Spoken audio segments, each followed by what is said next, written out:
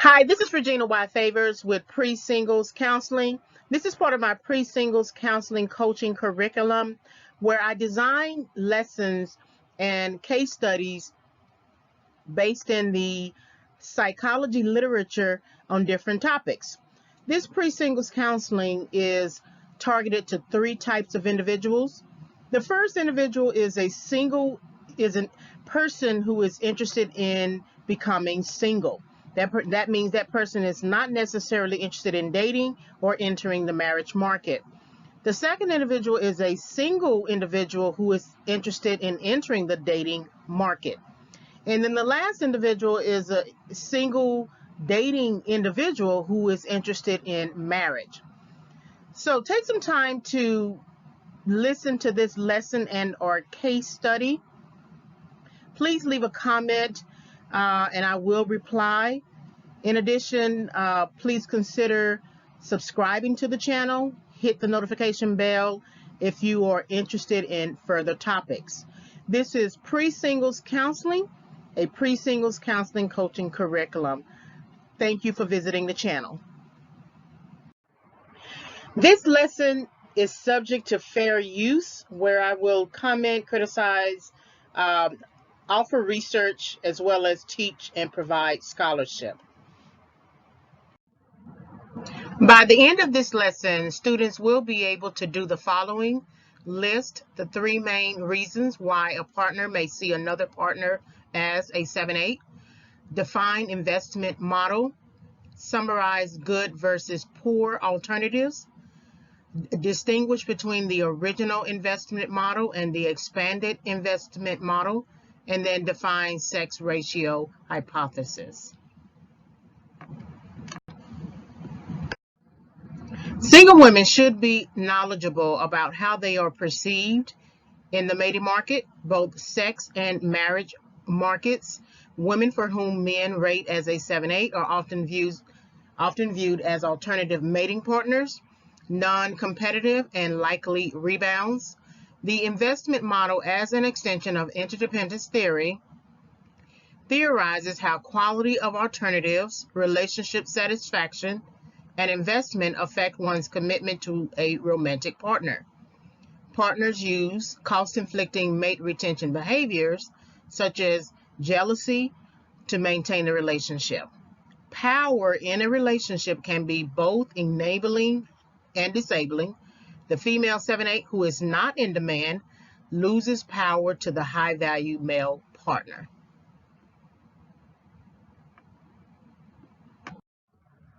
What is pre-singles counseling? Pre-singles counseling is based in a decision to enter or exit singleness. Pre-singles is the time period between single and contemplation of dating. There is a difference between being a single individual and being a single individual who has entered the dating market, which includes the sex market. Pre-singles counseling is the processes by which an individual researches, learns, and plans to navigate life either as a single, a dating single, or a single interested in marriage.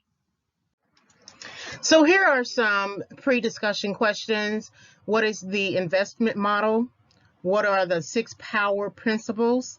How is the 7/8 viewed in the mating market? What is the economy of sex? What does status, inclusion, and aspiration mean for the female 7/8? What is psychological congruence? And then what is the person of tomorrow? So we're going to talk about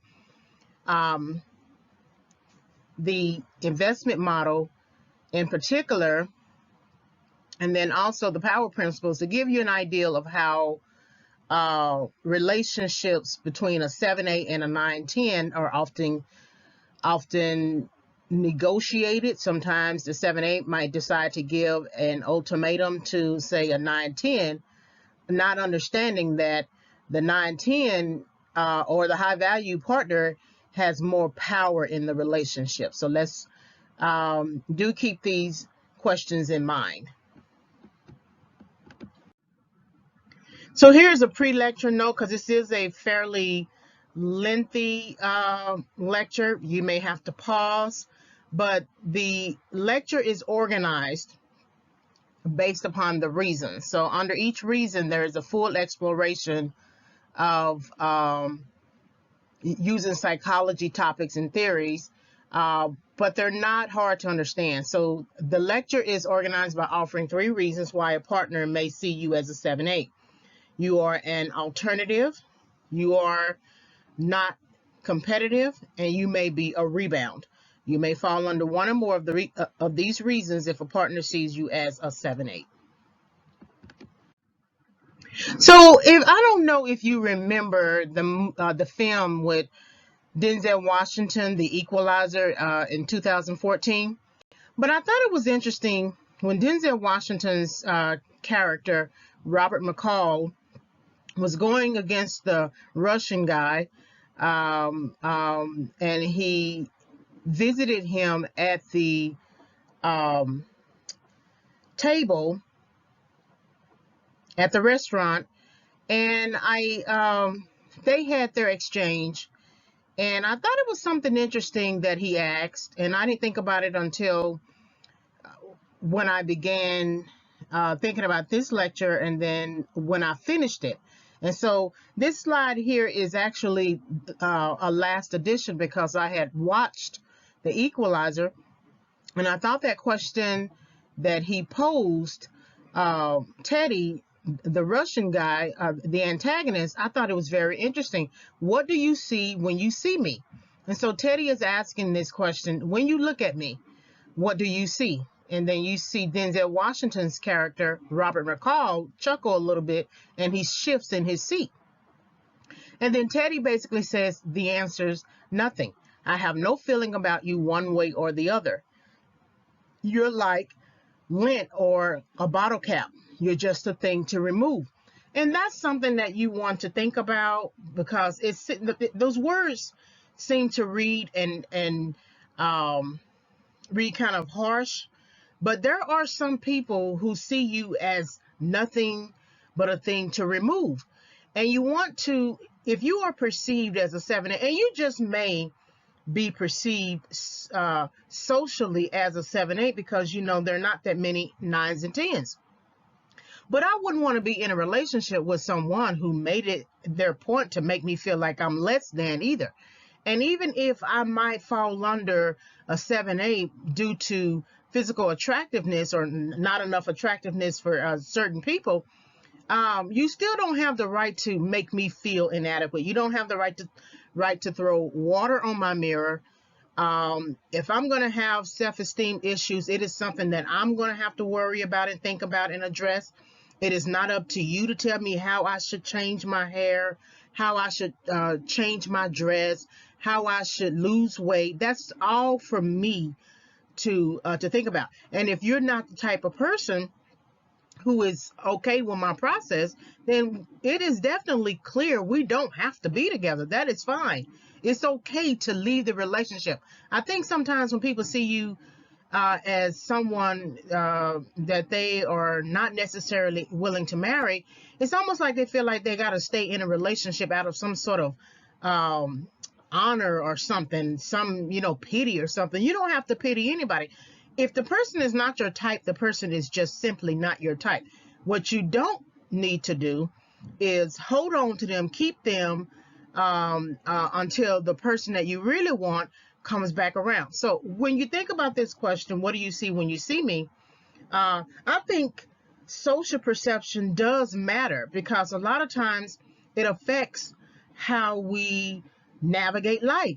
But the most important thing is always self-perception. So you cannot be the right fit for somebody else, but you are a fit for something or a fit for somebody. Just because you're not a fit for an ex does not mean you're not a fit for somebody else. So what do you see when you see me? I want you to consider that as we go through the lecture.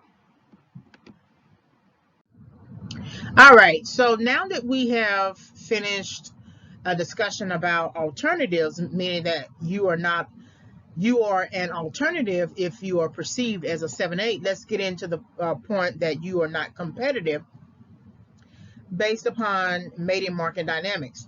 The section that follows this section is you may be a rebound. So keep that in mind. The 3 reasons: you are an alternative, you're not competitive, and you may be a rebound if you are perceived as a 7-8. So the genesis of heterosexual relationships between unmarried adults is the basis of a social exchange. Each person gives the other person something of themselves. The exchange at face value is not always what it seems. Both men and women are motivated by, different targets. That exchange really has hints of investment, right? So you may have to question why someone is investing in you in terms of a romantic relationship. Why are they buying this and that or whatever? And what are they up to? Especially if you've been in the types of relationships where you have never had that kind of investment. You've never had that kind of love or commitment. And so now you have like a little suspicious spirit because you're not sure how to take a person who actually wants to be with you. So the heterosexual relationship is a type of social exchange. Men on average are more often drawn to the powerful physical pleasures of sex than women are. On the other hand, physical pleasure is not often the sole motivator for women, and sometimes not even the primary motivator. We don't base, as much as women like to talk about men and their body parts, we don't really base our motivation for being in a relationship on the physical pleasure of sex, because we want to be validated really in other areas. Women more often want non-physical things such as the expression of love and attention, relationship security, desirability, and commitment. Commitment will always be a word that we throw out.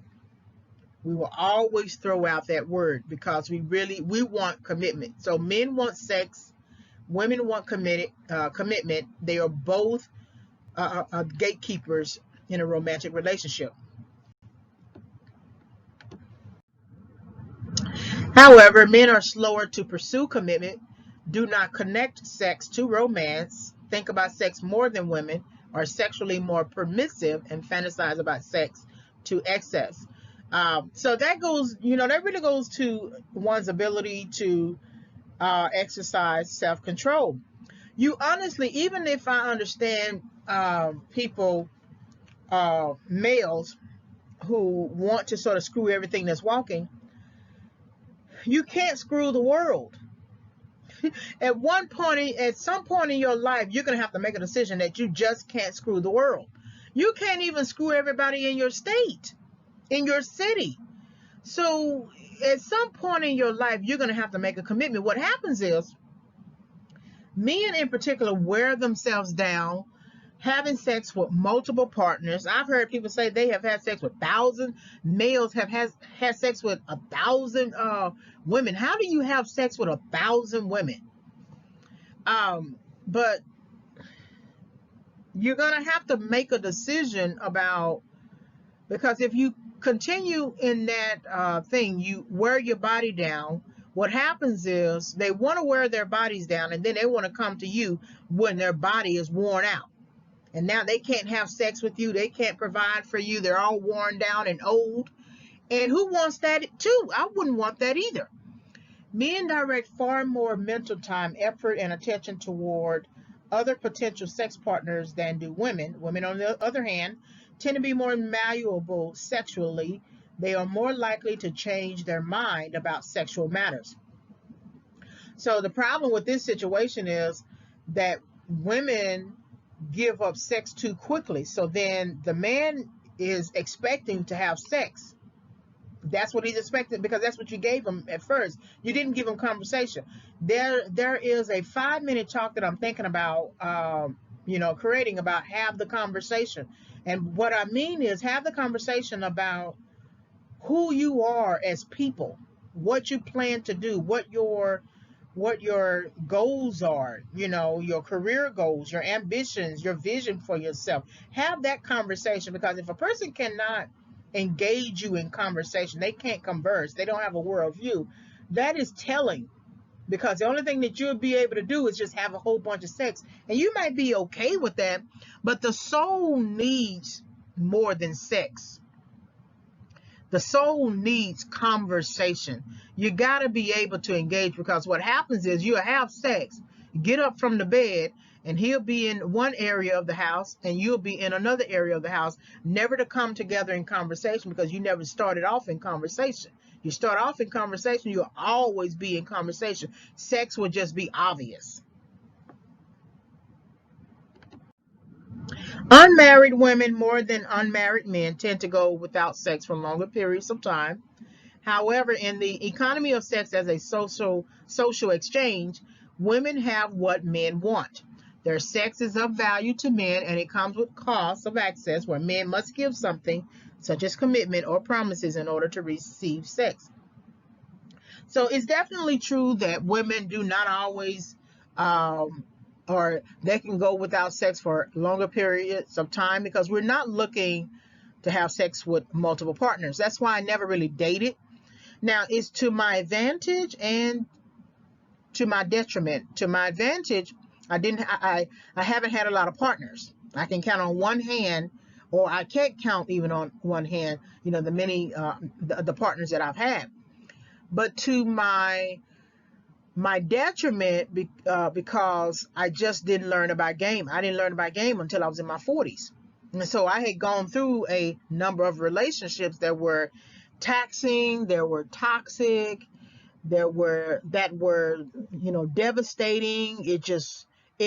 They wore me thin, and I wish that I had really waited to get to engage, the opposite sex romantically. After my high school relationship, I should have waited. I should not have gotten into any type of, situation. So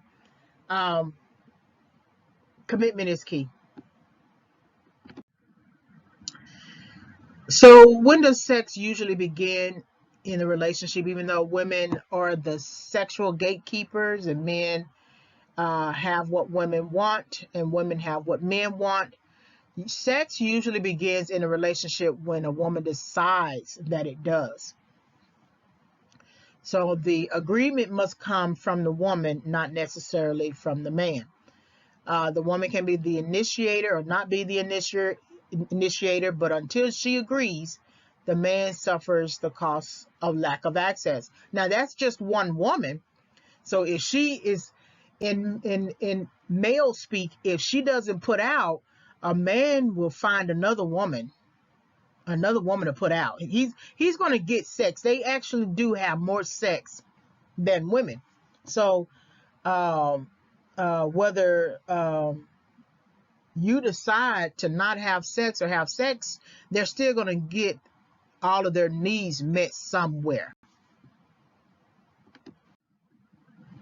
Men must typically compete harder for sexual access, although women can be the sexual gatekeepers.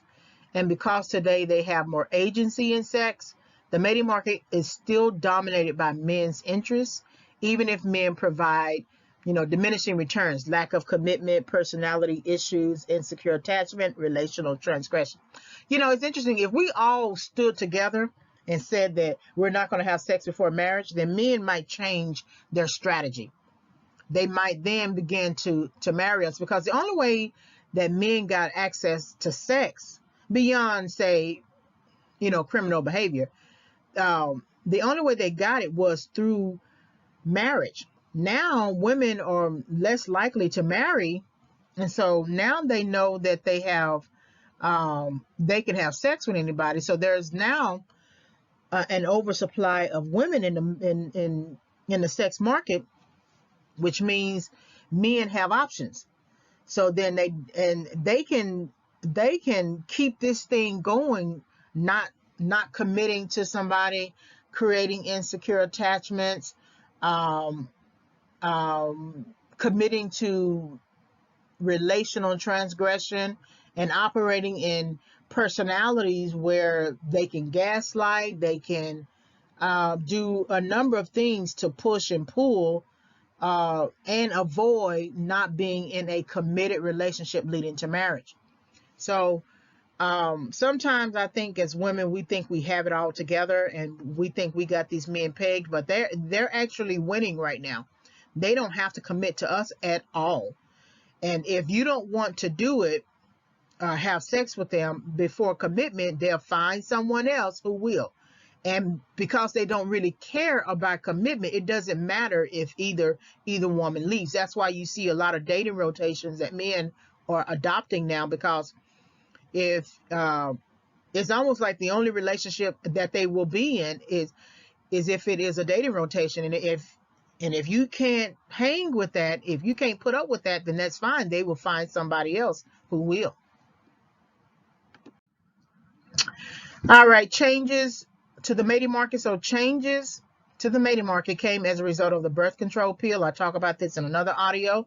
So the advent of the hormonal birth control pill in 1960 is arguably the single most powerful thing that has altered relationships between men and women in the past 50 years. The president of the National Institute for Reproductive Health went so far as to suggest the pill created the most profound change in human history. So again, you really couldn't even have sex with anybody without marriage. And the fathers in the home in any and every race, dictated whether or not you could marry their daughter. And so now many fathers are out of the home across the whole race spectrum, to the point that women are operating on their own and guiding their sexual strategies and habits, and using birth control that began in the 60s to further any sort of agenda that they have. So then they can't really complain if the man decides not to commit, because the same freedoms that they have, the men have, the women now have. And so the men can look at it as, well, you got freedom to, be with whomever you want to be with. So why can't I be with whomever I want to be with? The pill sent a shock to the social system and the mating market in particular, and it divided the social exchange, or the mating market, into sex markets and marriage markets. Prior to the pill, evidence of commitment in marriage was required before sex. If a female got pregnant without marriage, then the family would step in and guarantee through a shotgun wedding. So that's the way it used to be. I mean, people have been having sex without marriage way before, all of us individually were created. They were having sex in the Bible before marriage in the Old Testament. So this still happened, but there was a stronger guarantee that you would have to marry the woman than not. That's not the case, today. If you get somebody pregnant today, I don't care who you are, you can be high value, low value, no value. If you don't want to marry the person, you have every right not to marry the person. And you're not going to see fathers today with a shotgun standing with you both at the altar and saying you got to marry each other. You're just not going to see that today. So many laws have changed. The feminist agenda has pushed pushed women into more self-sufficiency and independence. And so they feel like they can have sex, sometimes indiscriminately, have a baby, take care of the baby, not be married. And so that is our social system today. Again, the mating market is bifurcated into overlapping markets, sex and marriage, meaning that you have married men trying to date single women, or single women trying to date married men, right? Since pregnancy can be easily prevented now, having sex and thinking about or committing to marry are two very, very different things today. So it's almost like marriage is not just an option. However, you still see a lot of people getting married. People like to say that traditional marriage is dead and is outdated. And it's really not necessary that love is the only thing that matters. But you have no real protection outside of marriage. And even if you can live common law with somebody, the most you can get is you can't even really get alimony, I don't think, and you can get child support. And if the partner places your name on any insurance forms or anything like that, you may be able to get that. But you would have more protection and coverage in marriage than not. Partners do not have an interest in marrying or getting serious. They have a stronger interest in sex. The current mating market is not necessarily absolute. There are some men and women who participate in both sex and marriage markets at the same time. Partners may engage in sexual intercourse, hoping that in doing so it will convert to commitment and later to marriage. It would have never occurred to me or anybody really within my generation that a married man would be okay with pursuing a single woman in the sex market. I mean, married men have had affairs, but they were usually some secretary at the job, somebody at the job that they were hanging out with at the job, during their lunch hour or something like that. And somehow they got closer and closer to each other. And then they kind of slipped and had sex with each other and then maybe carried on a relationship. No, I'm seeing married men actually go into the dating market to date and pursue single women. That is something that I just never ever considered in my head that would be.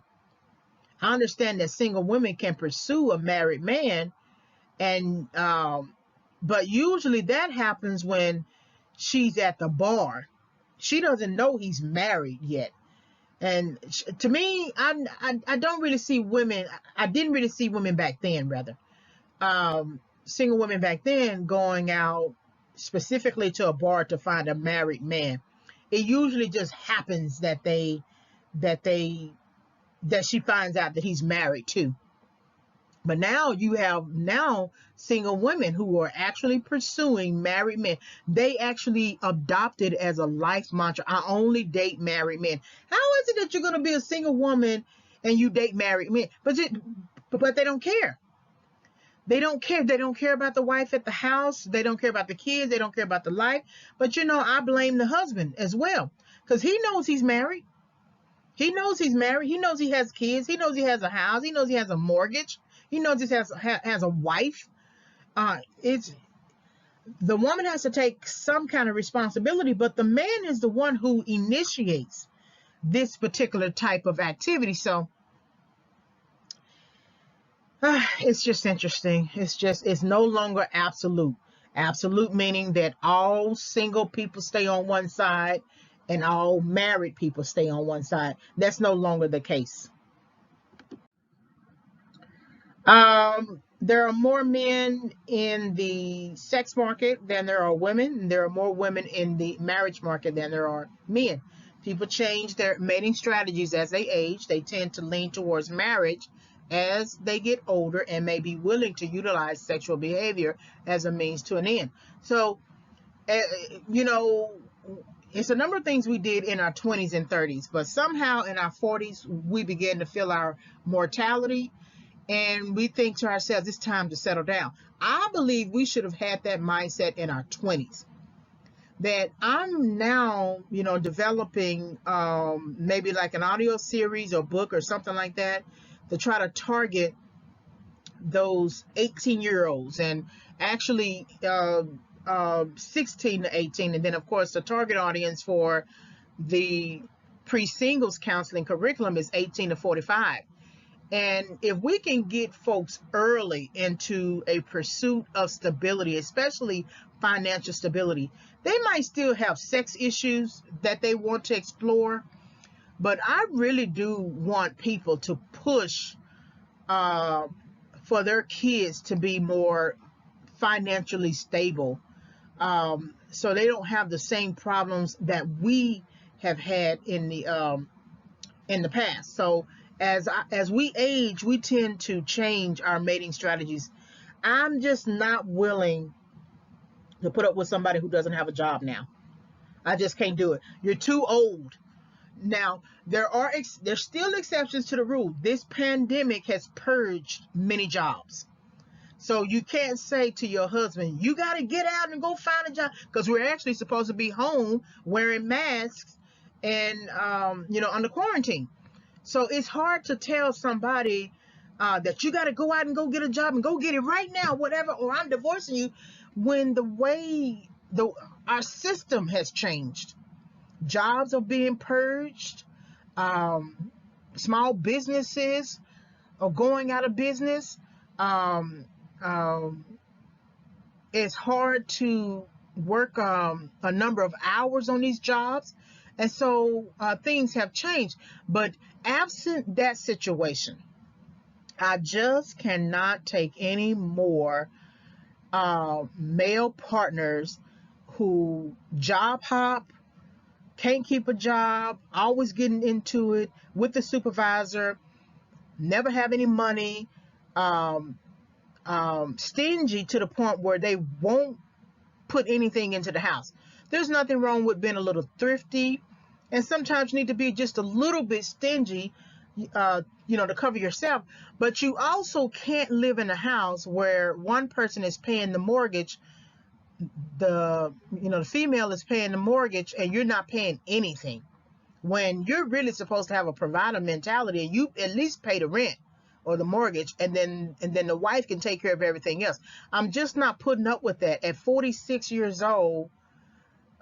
Since December 19, 2020, I'm just not putting up with that anymore. I can't do it, because then I have to take care of you the rest of your life, because you can't keep a job or you refuse to keep a job. Now, if you have a person who just has money, some people have money, some people worked in their 20s and 30s, and they work so much to the point that they save so much money that they no longer work anymore, and they work on other little things, little projects or something like that. That's a little bit different, but I'm talking about these fools who actually seek women out to use them, and then we turn around and let them use us. So, the second part of this paraphrase here, they tend to lean towards marriage as they get older and may be willing to utilize sexual behavior as a means to an end. So what happens is you'll see a woman older who will permit sex just to get companionship, to have somebody at the house, not understanding that you may have a devil. So it's something I want you to think about. Their biological shifts prompt men and women to drift into what is more psychologically, emotionally, and financially safer. Anyone entering the competitive mating market will have to decide if they're looking for a mate, long-term partner, or merely looking for fun. So by the time we get to a certain age, I don't think we're always looking for physical attractiveness. We do want to make sure that we can mate well in terms of having sex with someone and not feel turned off. But it's no longer the sort of game playing we did in our 20s to middle 30s, like up to 35. We're looking, by the time we turn 35, our thinking has really changed. And then in our 40s is when we really began feeling our mortality. So therefore, we try to push ourselves with every effort we can into more psychologically, emotionally, financially safer strategies. So here's, sample language for mating markets. There's the sex market, and then there's the marriage market. So in the sex market, no strings attached. I'm looking for fun, rendezvous, the dating rotation, then side chicks and side dudes. In the marriage market, only serious inquiries, please. Not into games, looking for emotional connections, ready for a real relationship, one man, one woman. Well, the one thing about serious inquiries, then if you are interested in marriage, you shouldn't spend so much time in the sex market. You may have to go into the sex market to meet someone, then to date. But you shouldn't live in the sex market if you really want to be married to somebody. Remember, there are more men in the sex market than women, and there are more women in the marriage market than men. And so if that's what you want to do, then you would have to change your strategies and meet people at church, even though you can get some folks who are devils. Meet people at church, meet people through an organization or something like that.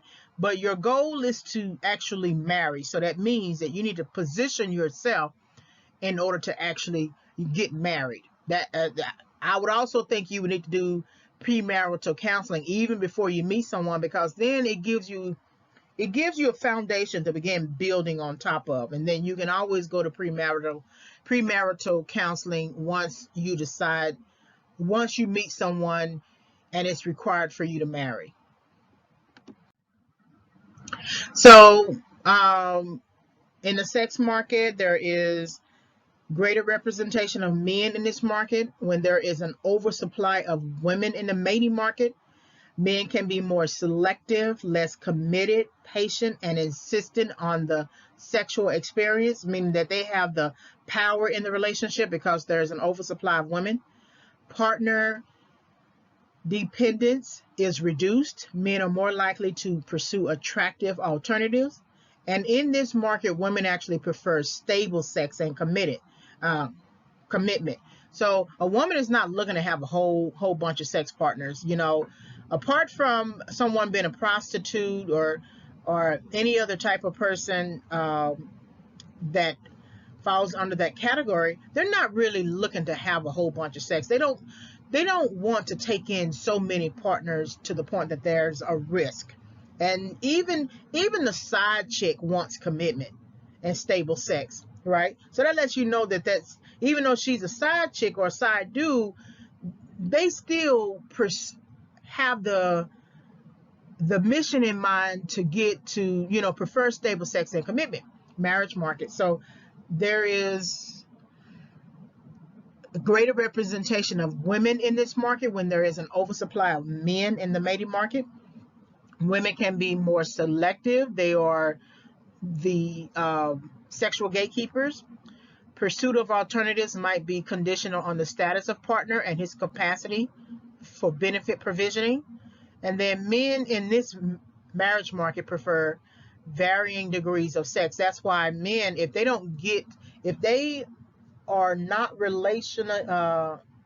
relationship satisfied, and it's because they are not getting a variety of sex, that's when they struggle with their emotional regulation and step out of the marriage market or being married and step into the sex market. And because they want to have, sexual variety.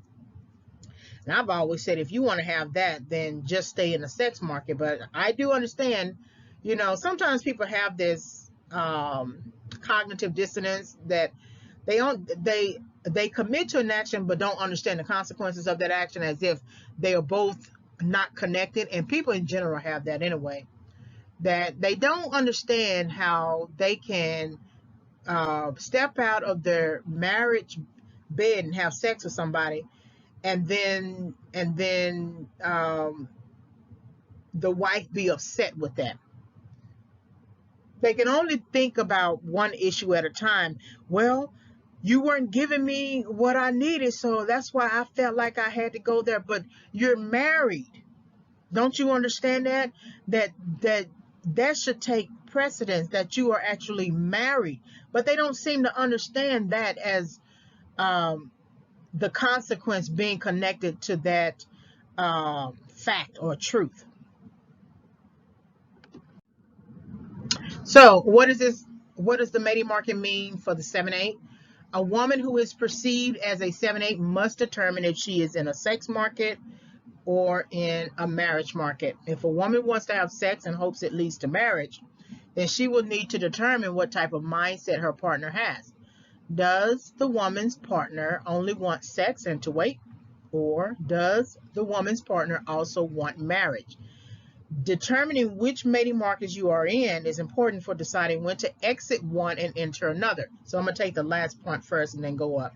So if you are going back and forth between the sex and marriage market, you have not closed that door. You are leaving it open. If you're still going back and forth with an ex while you're married, you want that door to be open. You cannot blame it on the ex for calling you. You can always change your number. You can always sit the ex down and say, I'm married now. If you are allowing it, it is because you want it, right? If it is something that you got to think about if you are perceived as a 7/8, or you in the sex market or you in the marriage market, because if you're in the sex market, you're not going to have problems with sex. 9s and 10s, 7s and 8s, 5s and 6s, and lower and 5 and below will have sex with you. Whether you are high value or not, you are a person that is not necessarily competitive in the mating market in contrast to the 9 or 10. So you're not going to have problems with getting sex, and you could have a lot of sex, but you may not still be considered high value and worthy of commitment. So then that's why you have to ask yourself these two questions. Do you want sex? Does a woman's partner only want sex and to wait, or does a woman's partner also want marriage? So if you want to marry, you may have to adopt that strategy with the actress Megan Good and her now husband Devin. I forget the last name. Megan is a beautiful woman, and she's always been considered like a sex symbol in films. But they came together prior to marriage during their engagement and promised each other that they would not have sex for 6 months before marriage. And they wrote a book about it, talking about their relationship and issues and struggles and how they actually worked through that for 6 months. So if you want marriage, then don't put sex first. I mean, it is really as simple as that. If you want marriage, don't put sex first.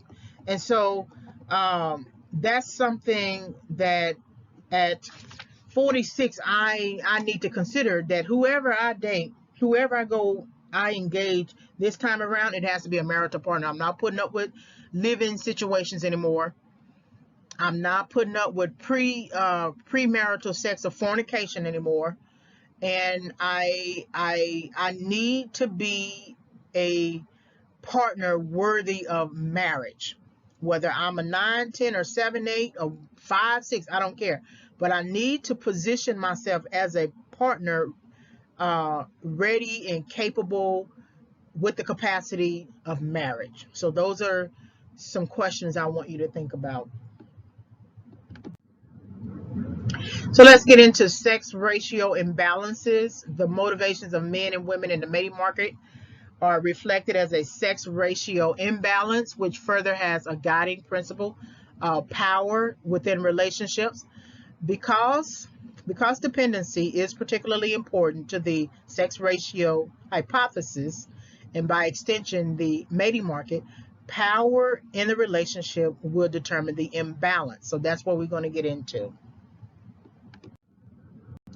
All else being equal, the availability of attractive alternatives outside of the relationship, yet inside the local market, tends to reduce an individual's dependency and result in lower levels of commitment to an investment in a relationship.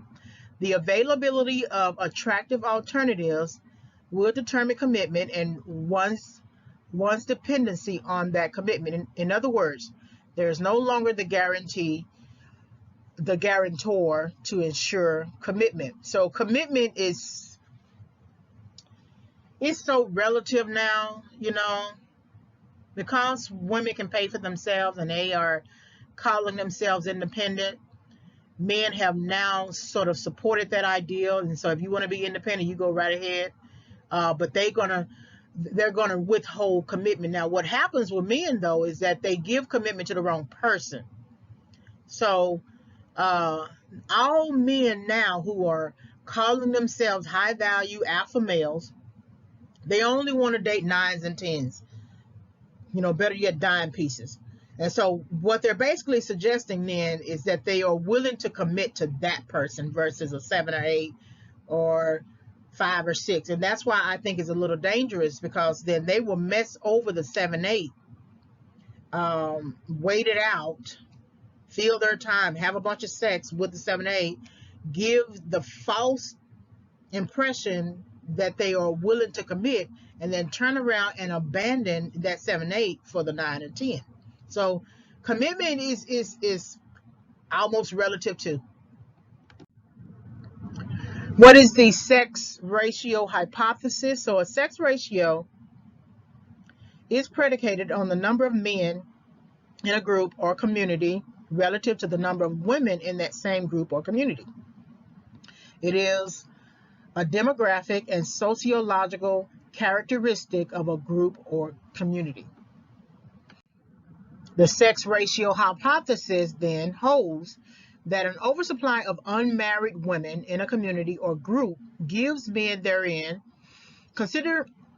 considerably more power in romantic and sexual relationships, which translates into lower levels of relationship commitment, less favorable treatment of women by men, and a more sexually permissive climate where women receive less in exchange for sex.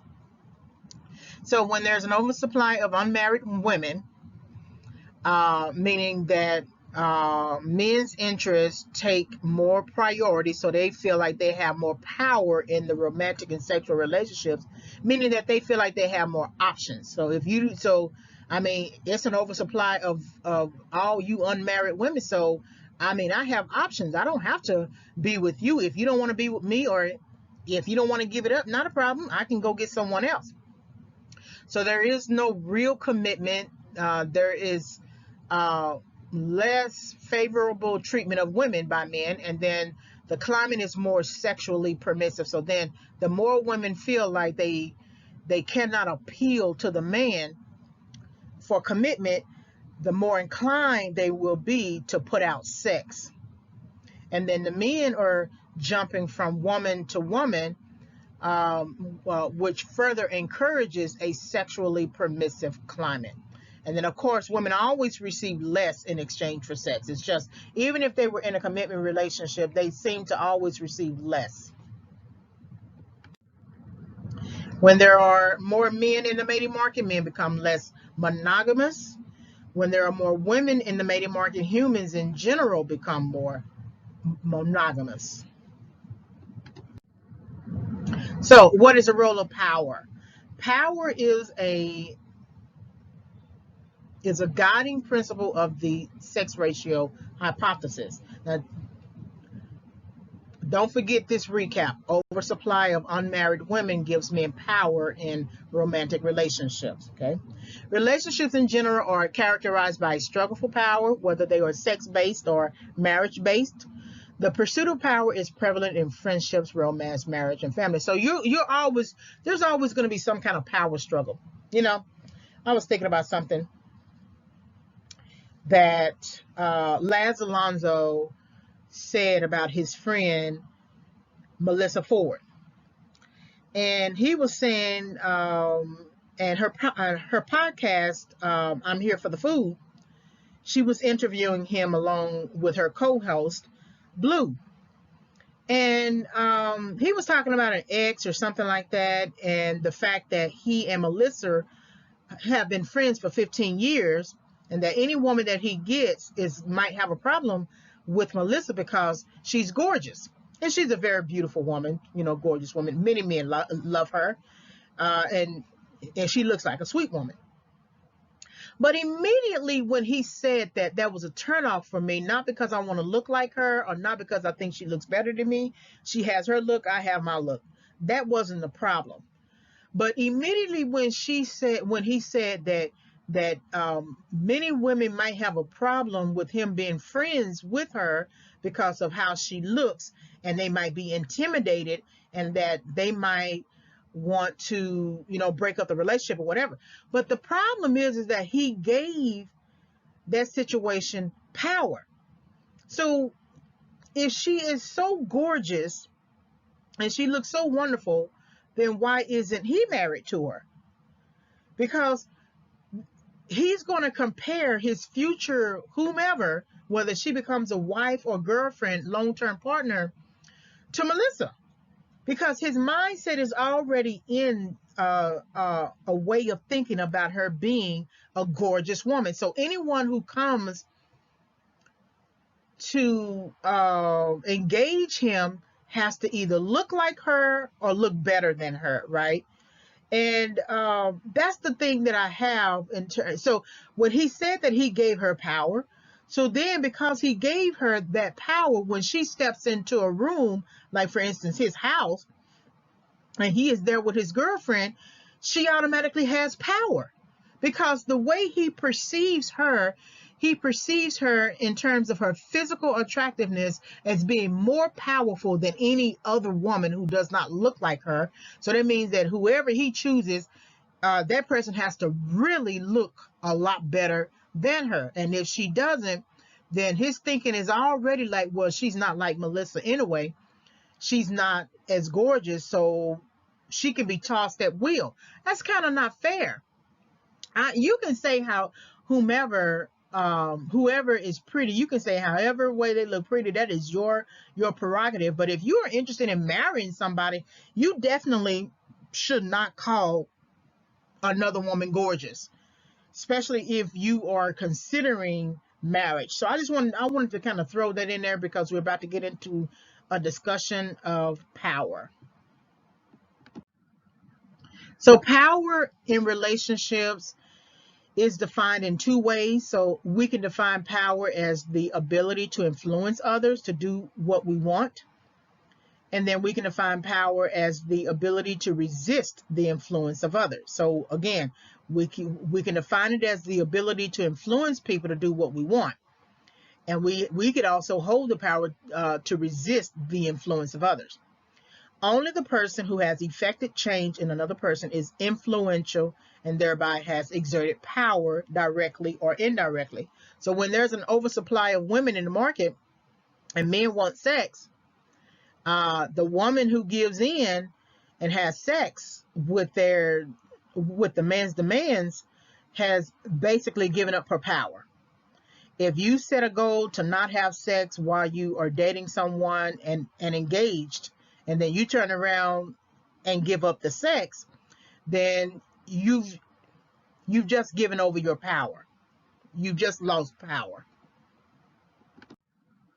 So there are 6 power principles, and I'm considering making a separate audio series based upon these principles. So let's go over them. So power as perception, power as a relational concept, power as resource based, power as less dependence and interest, power as enabling or disabling, and then power as prerogative. So let's go through each individual. So power as perception is defined within social and relational contexts. People who engage in powerful communication may not always be perceived as powerful.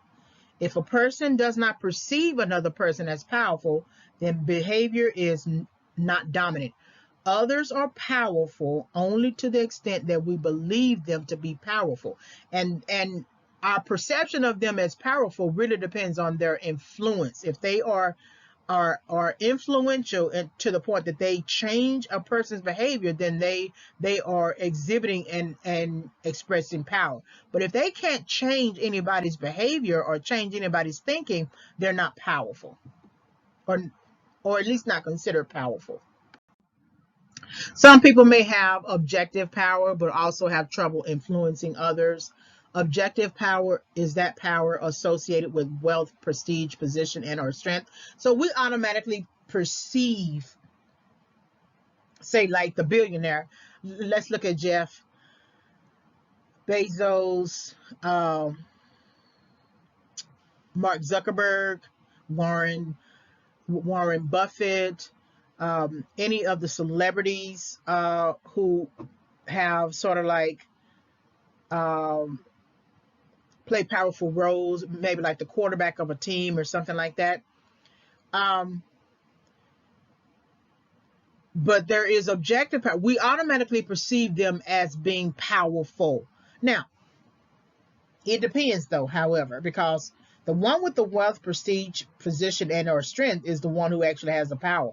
The celebrities might have influence, right? I think that's a little different because, celebrities still are up under the thumb of studios and industry execs and, organizations or whatever. Unless they have their own studio and have their own network, cable network or something like that, they don't really have a whole lot of power. But they can have high influence. Real power is predicated on someone with objective power influencing others and perceived as powerful. So, Bill Gates, Mark Zuckerberg, Jeff Bezos, Warren Buffett, or any of the network owners or football owners or whatever, we know them to have not only objective power, and they are also perceived as powerful. Power as a relational concept. So power exists in relationships. Power is always a relational concept. An individual cannot be powerful without someone else being less powerful. So that's why we often have these going back and forth in relationships, because everyone is trying to take the power reins, right? And in romantic relationships, really, there's no such thing as equal. Even if you make exactly the same money. Now, you can be partners, romantic partners, in terms of life, but there's always one who is more powerful and more influential, and one who is less powerful and less influential. And it's usually the man. He's head of house, and so there's a clear hierarchy, and I always go back to the Bible. God made man first. And so there's already an existing hierarchy. I don't care if the woman makes more money than he does. The male voice is still, the more powerful voice, because a man can just sit back and let you do everything you want to do as a woman, be independent, pay all the bills or whatever, and run yourself down. And he can sit back and just let you do it. And men will do it. They're not going to let you drive the car while they are driving. So once you sort of understand that, you understand that eventually you're going to have to give up the reins.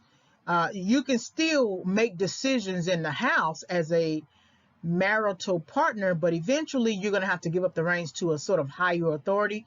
And that's in every situation. That's not being offensive. You have a boss. You don't own your own company. And even if you own your own company, you still have to report taxes. You still have to adhere to state and federal laws. You still have to meet industry, licensing types of requirements. You cannot operate in the industry without like a certain license. If you are an accountant or, financial investor, right, you need to take the Series 7 test to be a trader, things like that. So you're still always subject to a hierarchy. So that's not something for, feminists, right, to get all up in arms about and start marching just because I say there's a hierarchy and that the male voice is always a higher priority, because God made man first, whether you believe in God or not. We live in a patriarchy. As much as women do now have influence, we still live in a patriarchy.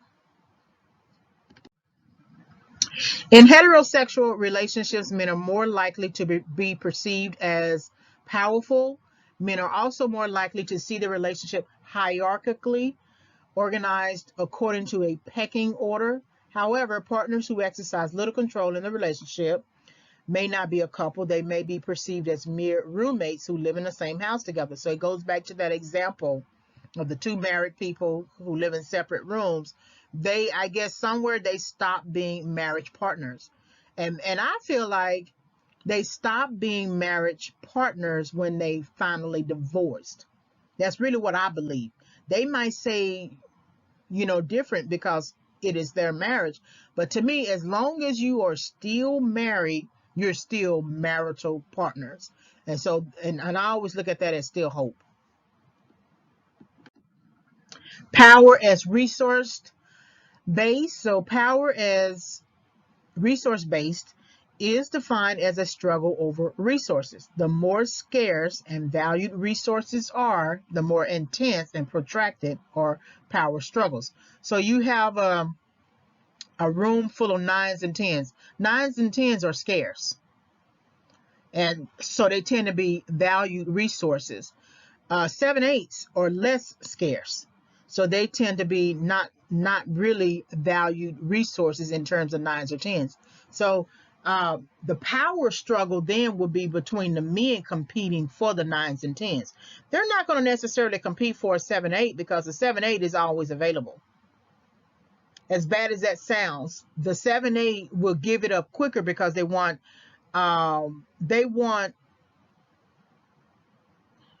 validation. They want you to recognize them. They're usually maybe the pick-me's, and pick-me's can be, fives and sixes, but 7/8s may have come up, as people who were taunted because of how they look. And even if they actually look pretty, they can still look pretty as women, but they might have been taunted how they looked, how they dressed, or something like that. Because I've heard even light-skinned women with long hair and everything tell me or tell other people that they were taunted in school. And we were always under the assumption that the light-skinned woman, in terms of the black woman, was more preferred.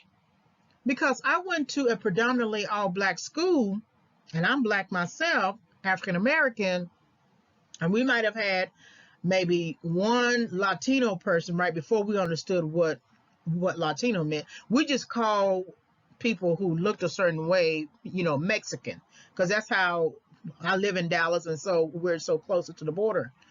And we always thought that the light-skinned person was the person who, got more attention, got more favor with men. But come to find out years later, I don't know how many interviews that I've heard and watched about light-skinned women having troubles and issues, being taunted and being called, different types of names. And I thought, honestly, I was one because I'm dark-skinned. And so I've always had issues with someone mistreating me and attacking, my facial features. And so that is something that was really enlightening to me. But if the men in the room are competing, they're usually competing for the tens, right? First the tens, right? Because they are the dime pieces, right? But then if the person doesn't look completely like a dime piece, but a nine, then they're all competing against for the nines and tens. But they're not going to compete with 7 and 8s, because even if they don't get a 9 and 10, they can still walk out of that club with somebody who will have sex with them, whether it's a 7 or 8 or 5 or 6 or below.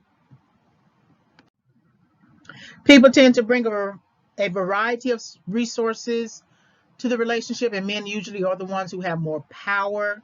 However, this is changing as a result of women completing college and pursuing well-paying careers. They are beginning to bring more financial resources to the relationship, so that matters. Like I said in the beginning, like I said in the previous section, if the 7/8 is coming with resources, it makes a big difference for her. Like I said, a 7/8 can still be physically attractive, but just not be the same type of physical attractiveness as a 9 or 10. And the high value partner could still marry a 7/8 depending on the types of resources she brings to the relationship. I mentioned if she wins a mayoral race, or she becomes a U.S. or state senator, she has a big business, a brand or something like that, that raises her mate value, that raises her status. However, when she's a 7/8, men are always looking for an upgrade.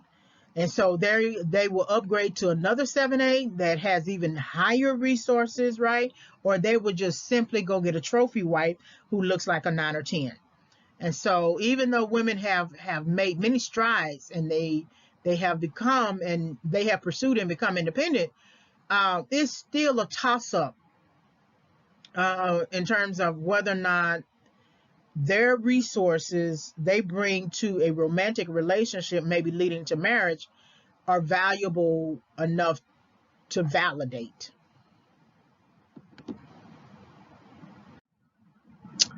Non-financial resources position women as having more power in relationships. So other resources such as communication skill, physical attractiveness, advice, social support, a sense of humor, parenting abilities, sexual rewards, affection, companionship, and love are exchanged in relationships. So this is that social exchange. The problem with this long listing here is there's still a hierarchy of what is important to men, and men are feel most comfortable with the person having physical attractiveness, and then sexual, variety, then likely parenting ability, and then everything else can kind of fall up under that, right?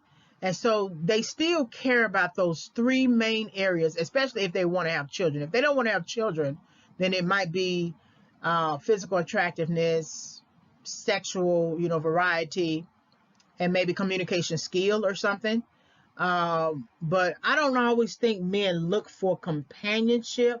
I think after a certain age, they're looking for maybe emotional connections, but they tend to care about the main three things: physical attractiveness, sexual, variety. If they care, if they want children, parenting ability. That's why they tend to choose somebody younger. And then communication skill. For me, communication skill. If I was kind of thinking about a man, I would think in terms of having a world view. But men also don't want you to know too much more than they do. So if you got a man who likes to debate, right, you are in the same industry and you're lawyers, attorneys or whatever, that might be a little different. When you're in the same industry, the same jobs, there's a little bit more comfort there that you can feel more comfortable talking out particular types of issues. However, while women may have more power in private encounters with their partners, it is men who have more power in public interactions. Women often defer to men in public interactions, especially interactions with strangers where men tend to act more dominant. Women tend to be more powerful in sexual interactions, deciding when to exercise prerogative and escalate the relationship. That's why I say I go back to that hierarchy. We live in a patriarchy. Sure, we live in a democracy. We are under a republic, etc., etc. But we really do live in a patriarchy, and you have more men in the House and in the Senate and in leadership positions than women. And so it's men who are making many of the decisions that we call ourselves having problems with. And that's why you see more women running for office, so they can get into these positions and make more decisions. Women do have more power in sexual interaction. Oftentimes a man will melt based upon the type of sexual experience he's having with that woman. And they do reserve the right to escalate the relationship. So that means it could move into other areas of a sexual experience. I've heard some people say that they got to have sexual variety to the point that it moves into the realm of kinkiness or something like that. And I'm not quite sure I'm up for that, but I will be up for sexual variety within the marriage context. I'm not looking to give all of my goods and all of my business to just a dating partner. Resources that each partner brings to the relationship may be reflected also in power or lack thereof. Resources may be abundant or scarce. So for instance, 7/8 are abundant. 9/10 are scarce. The power dynamic in relationships is based upon the scarcity hypothesis. So according to the scarcity hypothesis, people have the most power when the resources they possess are hard to come by or in high demand. For example, you may be attracted to several different people, But if you are in love with one of them, that person will have the most power. And that's something too I would like to think about as well, because women like to value the love that they have for a man as if it is the most valuable thing. But men value power, and knowing that you love them and knowing that you give up the sex or whatever makes them feel even more powerful, which makes them think that you are actually more abundant than scarce, because they still like to compete for you. Even if they have you, they don't want to feel like they have settled with somebody, that they always want to feel like that they have that they're still sort of competing for you, that you keep yourself so well that there may be a threat of you leaving or going with someone else, or another man mate poaching you, right? And so that's why it's not always a good idea for women to let themselves go. And we are all we're guilty of this, because especially women in general, once we feel like we got the man, we don't really need to keep ourselves up anymore. But prior to getting him, we made sure our hair was nice. We wore special perfume. We cooked for them. If we had sex first, we gave them great sex. But in doing all of that, we just made ourselves more abundant, meaning that he can find anybody to have that done, to get that done. He's looking for the one who won't do it. See, they're looking for the ones who won't do it in terms of being able to, get their needs met. But then they're looking for the one who won't do it in terms of finally choosing a partner they can trust. And if you're giving up the sex too early in a relationship, it is highly likely that they're not going to be able to trust you, right? As much as men like to pursue one-night stands, they don't want to marry someone who was a one-night stand. Both men and women believe that they are resources and that they each offer something to the other. They both believe that they hold power in relationships. However, the scarce resource is only valued in relationship, and it is based upon how it is perceived. Men value sex, but women value commitment. Again, each believes that sex and commitment are valuable resources, and they will employ power to tip the scales in their respective favors. I'm not saying I don't have a lot of faith in women, and I actually might be saying that at the same time, but we have just been going about this sex exchange the wrong way. Because if we really wanted commitment, then we really shouldn't have put sex first.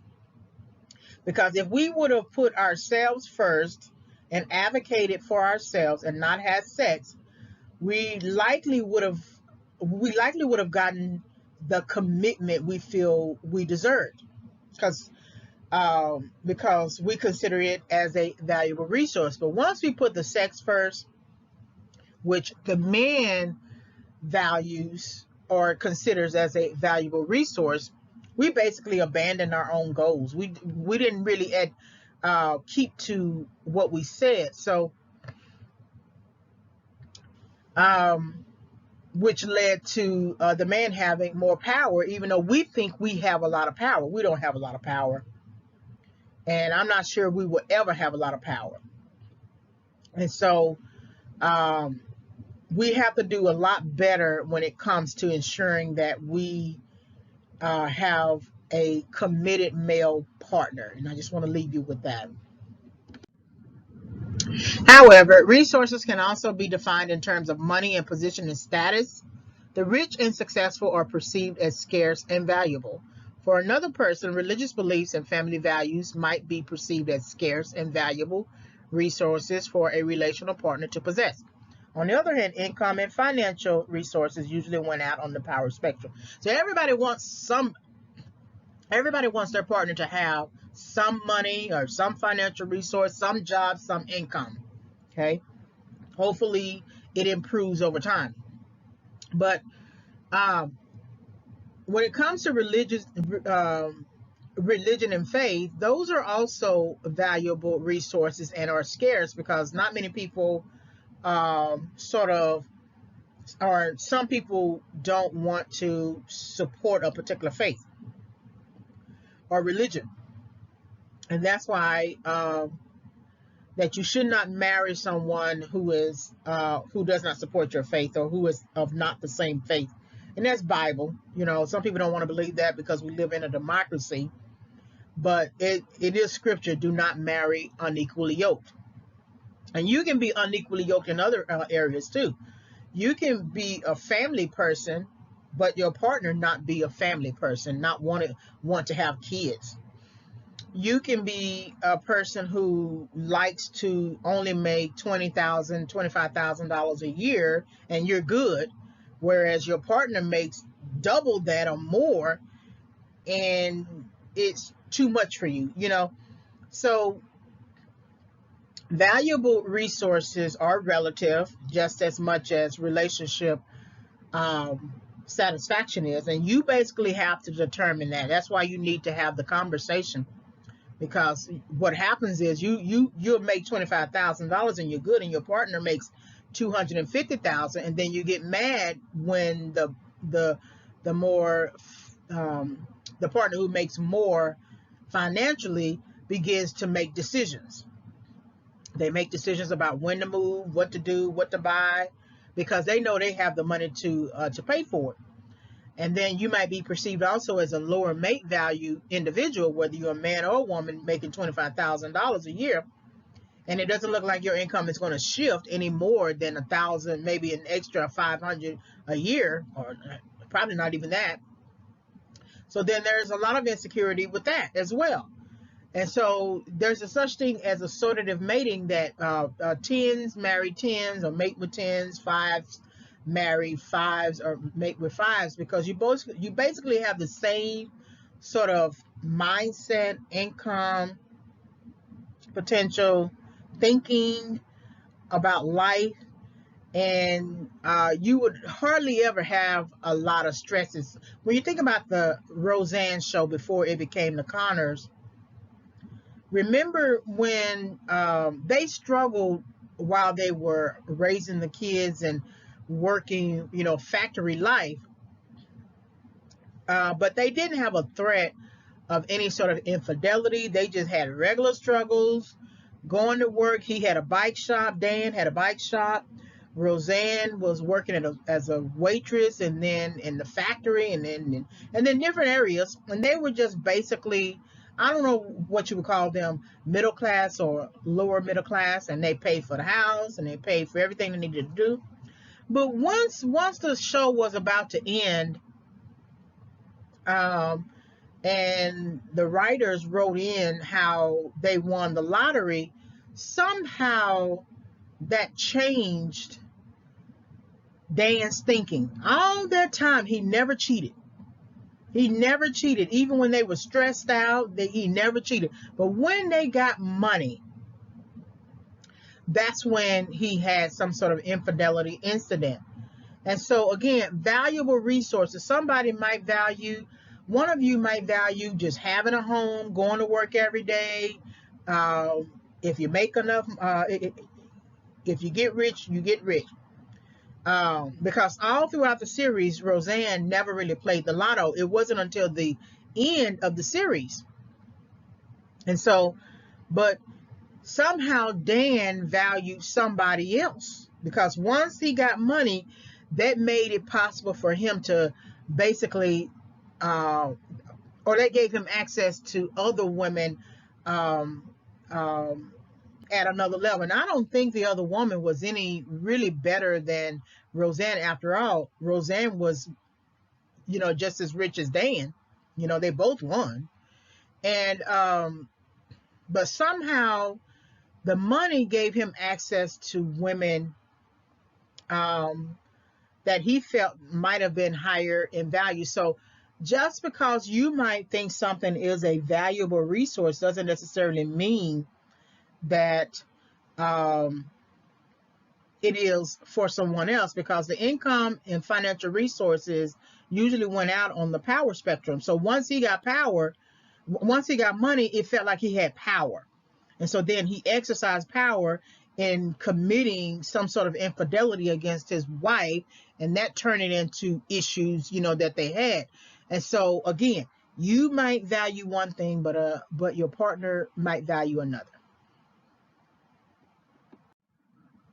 Power as less dependence and interest. So people who have more to lose have lesser power. People who have less to lose have greater power. People who are less involved in the relationship have greater power. And men who are less emotionally invested in a relationship have greater power than women. So the one who is dependent upon the other has less power, period. If you move in to somebody's house because you are down on your luck, it doesn't matter that you are an adult. They should still treat you as an adult, but it doesn't really matter that you are an adult. You immediately lose power when you move into that environment. I had a situation that created a setback in my life.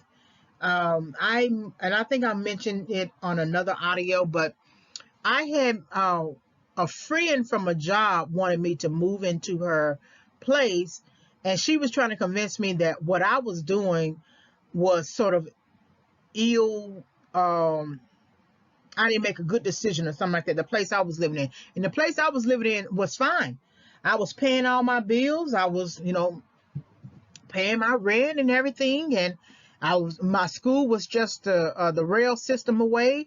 I was actually doing better and on my way to even, better while I was in that place. So I let her convince me to move in to her place where she just wanted $275, and I was paying $600 and something at my current place. And I thought to myself, well, I guess it would be okay. I guess I'll go ahead and do that. And it was a, disobedient situation because I was Christian at the time, and I'm still Christian. And the Bible reads, "Do not be unequally yoked with unbelievers." And so I was a believer, and she wasn't. She was an unbeliever, and so that created a setback because I had disobeyed. And immediately when I made that decision, it immediately put me in setback, which later I had to confront through correction and then overcome and then make my comeback, which is part of the process now.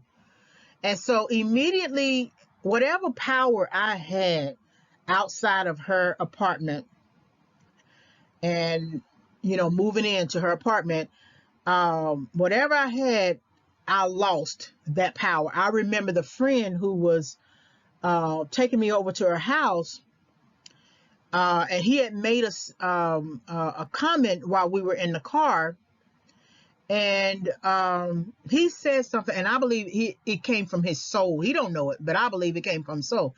He said, "Now you're homeless," or you're homeless, right?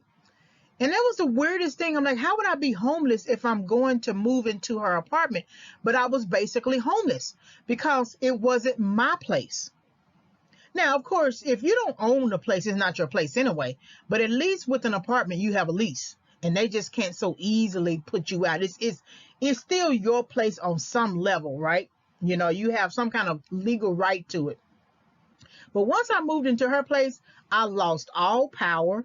I became homeless, and I had to struggle from that situation from that January to August when I had to return. And I think I'm going to use that some kind of way in a future audio. So people who have more to lose have lesser power. So if you're married to a high value partner and you are a 7-8, even if you come with resources, you still might have more to lose because A man is only faithful as his options, and so if he comes around that he can have a 9 or 10 at a very high level, he will emotionally evict and abandon the 7 8 for the 9 10. People who have less to lose have greater power. So the high value man has less to lose because he's a high value man. He's an alpha male or whatever. People who are less involved in the relationship have greater power. So the person who is married to a core partner who barely comes home, or has basically checked out of the relationship a long time ago, and this, it's just basically sustaining, the fact that they are still married, and because he probably doesn't want to come off any money. And then men who are less emotionally invested in the relationship have greater power than women. So men are logical creatures. That's what we really have to understand. That men are really logical creatures. They're not really going to operate from a place of emotion. When they begin operating from a place of emotion, it is them sort of operating in their feminine, and they oftentimes don't want to do that. Power as less dependence and interest is predicated on commitment and investment. So we're always going to throw that word out there, commitment. People who are dependent on their relationships and partners are in the less powerful position, especially if they know their partners are uncommitted and might leave them. And that's always obvious. Dependence power is related to quality of alternatives. Quality alternatives is simply the types of relationships and opportunities people could have if they were not in their current relationship. And that's the thing about men. Women don't always think like that. They might think like that about a house, like they could have a better house, or they could have a better car, or they could have, some material, type of thing or whatever. But men are the ones who think about what they could have in another woman. They're the ones who think like that, not women. So here's a sample scenario. Jane is attracted to other men, but Bill is not attracting other women. In this scenario, Jane is the scarcer resource. She has more power than Bill in the relationship. Therefore, Bill will likely feel more dependent upon Jane, which places him in a powerless position. And this is what we call the principle of least interest. So there is a difference in the intensity of positive feelings between partners. The partner who feels more strongly is at a disadvantage when it comes to power. And you see this because the one who feels more strongly is always the one who is complaining about the relationship. When you see someone who doesn't actually sort of say anything about the relationship or don't really complain, they've gone silent, they're the ones who have the most power. If you're in love with your partner, but your partner is not in love with you, it is your partner who holds the power in the relationship.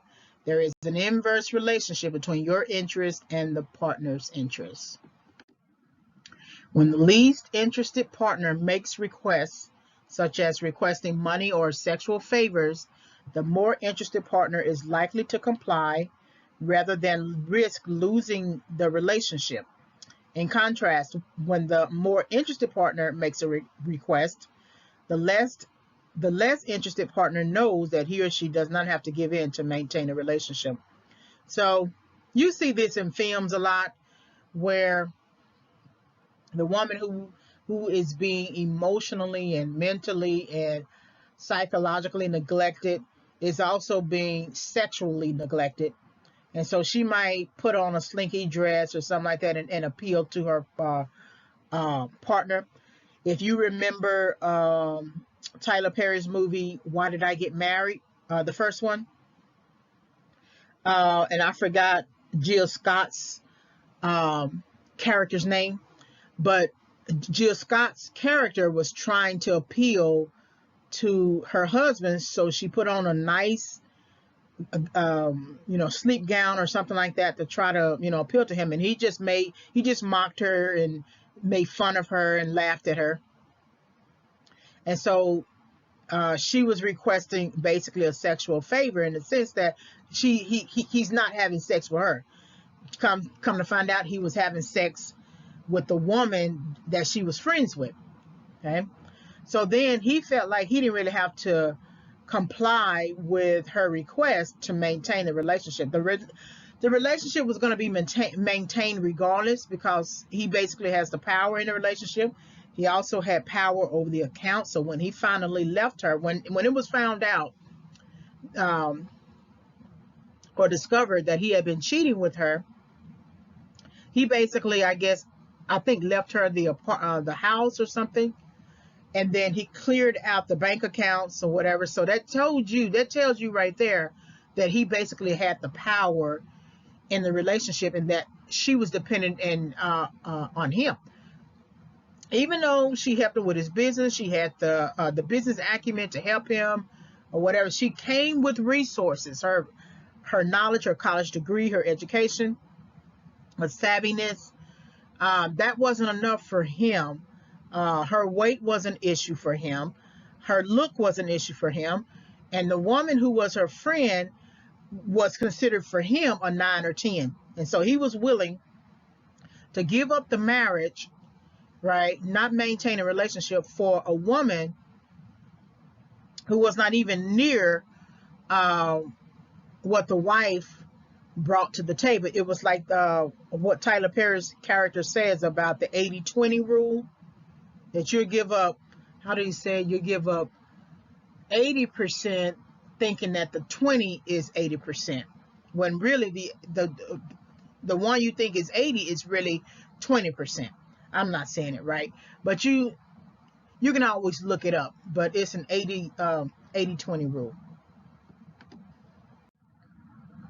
The partner who is subordinate in the relationship has less power. Values such as self-focused autonomy and connectedness both influence power in the relationship. Where partners value mutuality, equality is most likely. So power as enabling or disabling. So power can enable or disable. There's a catch-22 with power. People often want the personal agency that comes with power. However, excessive use of power could affect interpersonal relationships and closeness. People do not like to feel dominated, and they will often resist and reject when they feel coerced. And so this usually, I think, happens in the workforce. It may also happen in family dynamics, especially with a parent-child relationship, where the parent is still having problems with understanding that the child is not a child anymore and the child is an adult. And you might see that the parent employ excessive use of power, as if he or she is still parenting the adult like a child. And people tend to reject and resist when they feel coerced to do something. And in that dynamic, coercion could be really reflected in the way that the parent is punking the adult. And no one likes to feel like they are being punked. And so people will, leave relationships simply because of that sort of toxic dynamic. Power can be used to enable self-confidence, expression, and energy to shape and achieve goals and maintain good relationships. However, power can be disabling when it leads to destructive communication patterns between partners and within other types of relationships. So there are two types of destructive communication patterns. So the chilling effect and then the demand withdrawal pattern. And we're going to look at both. So with the chilling effect, the person with less power is unlikely to communicate grievances with the relationship to the other partner. The chilling effect occurs in less committed relationships.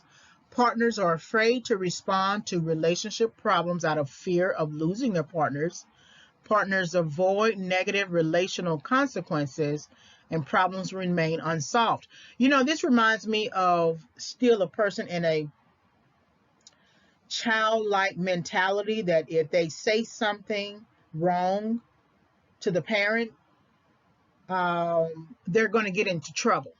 You know, they don't want to risk the parent being mad at them or getting upset or utilizing discipline or something like that. And so the woman who is in a less committed relationship, who feels less powerful, is usually the one who is afraid to respond to relationship problems out of fear that she will lose the partner, and will avoid relational consequences. And then, of course, the problems remain unsolved.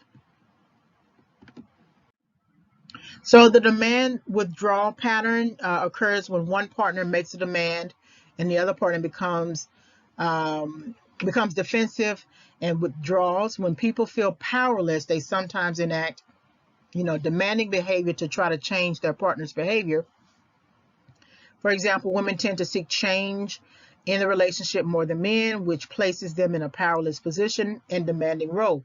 So a lot of times you might see the woman use an ultimatum, because if we are enacting, any kind of demanding behavior, it is usually because we are using an ultimatum to try to guide and change behavior. Well, whatever we do in the romantic relationship, it is likely something that was done to us, or what we saw.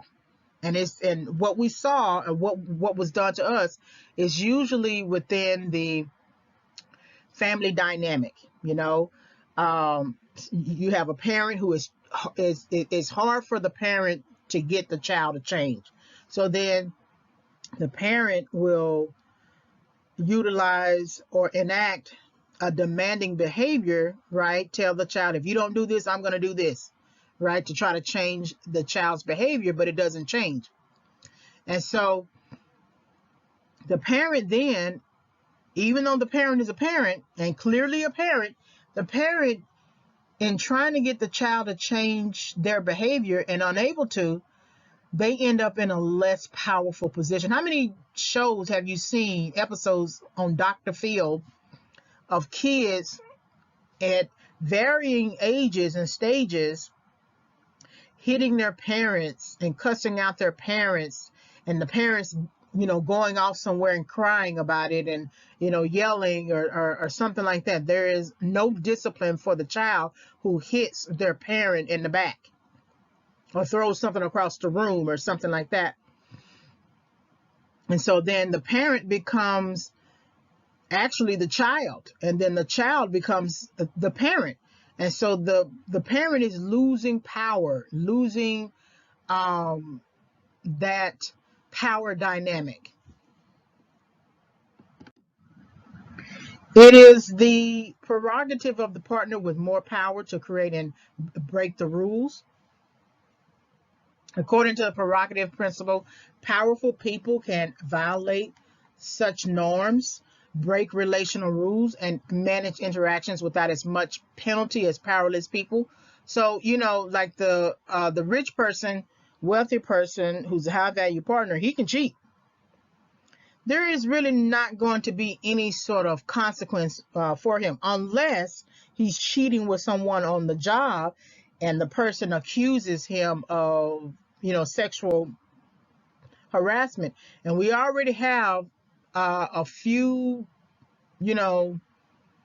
instances brought on by the Time's Up movements and Me Too movements of men acting badly.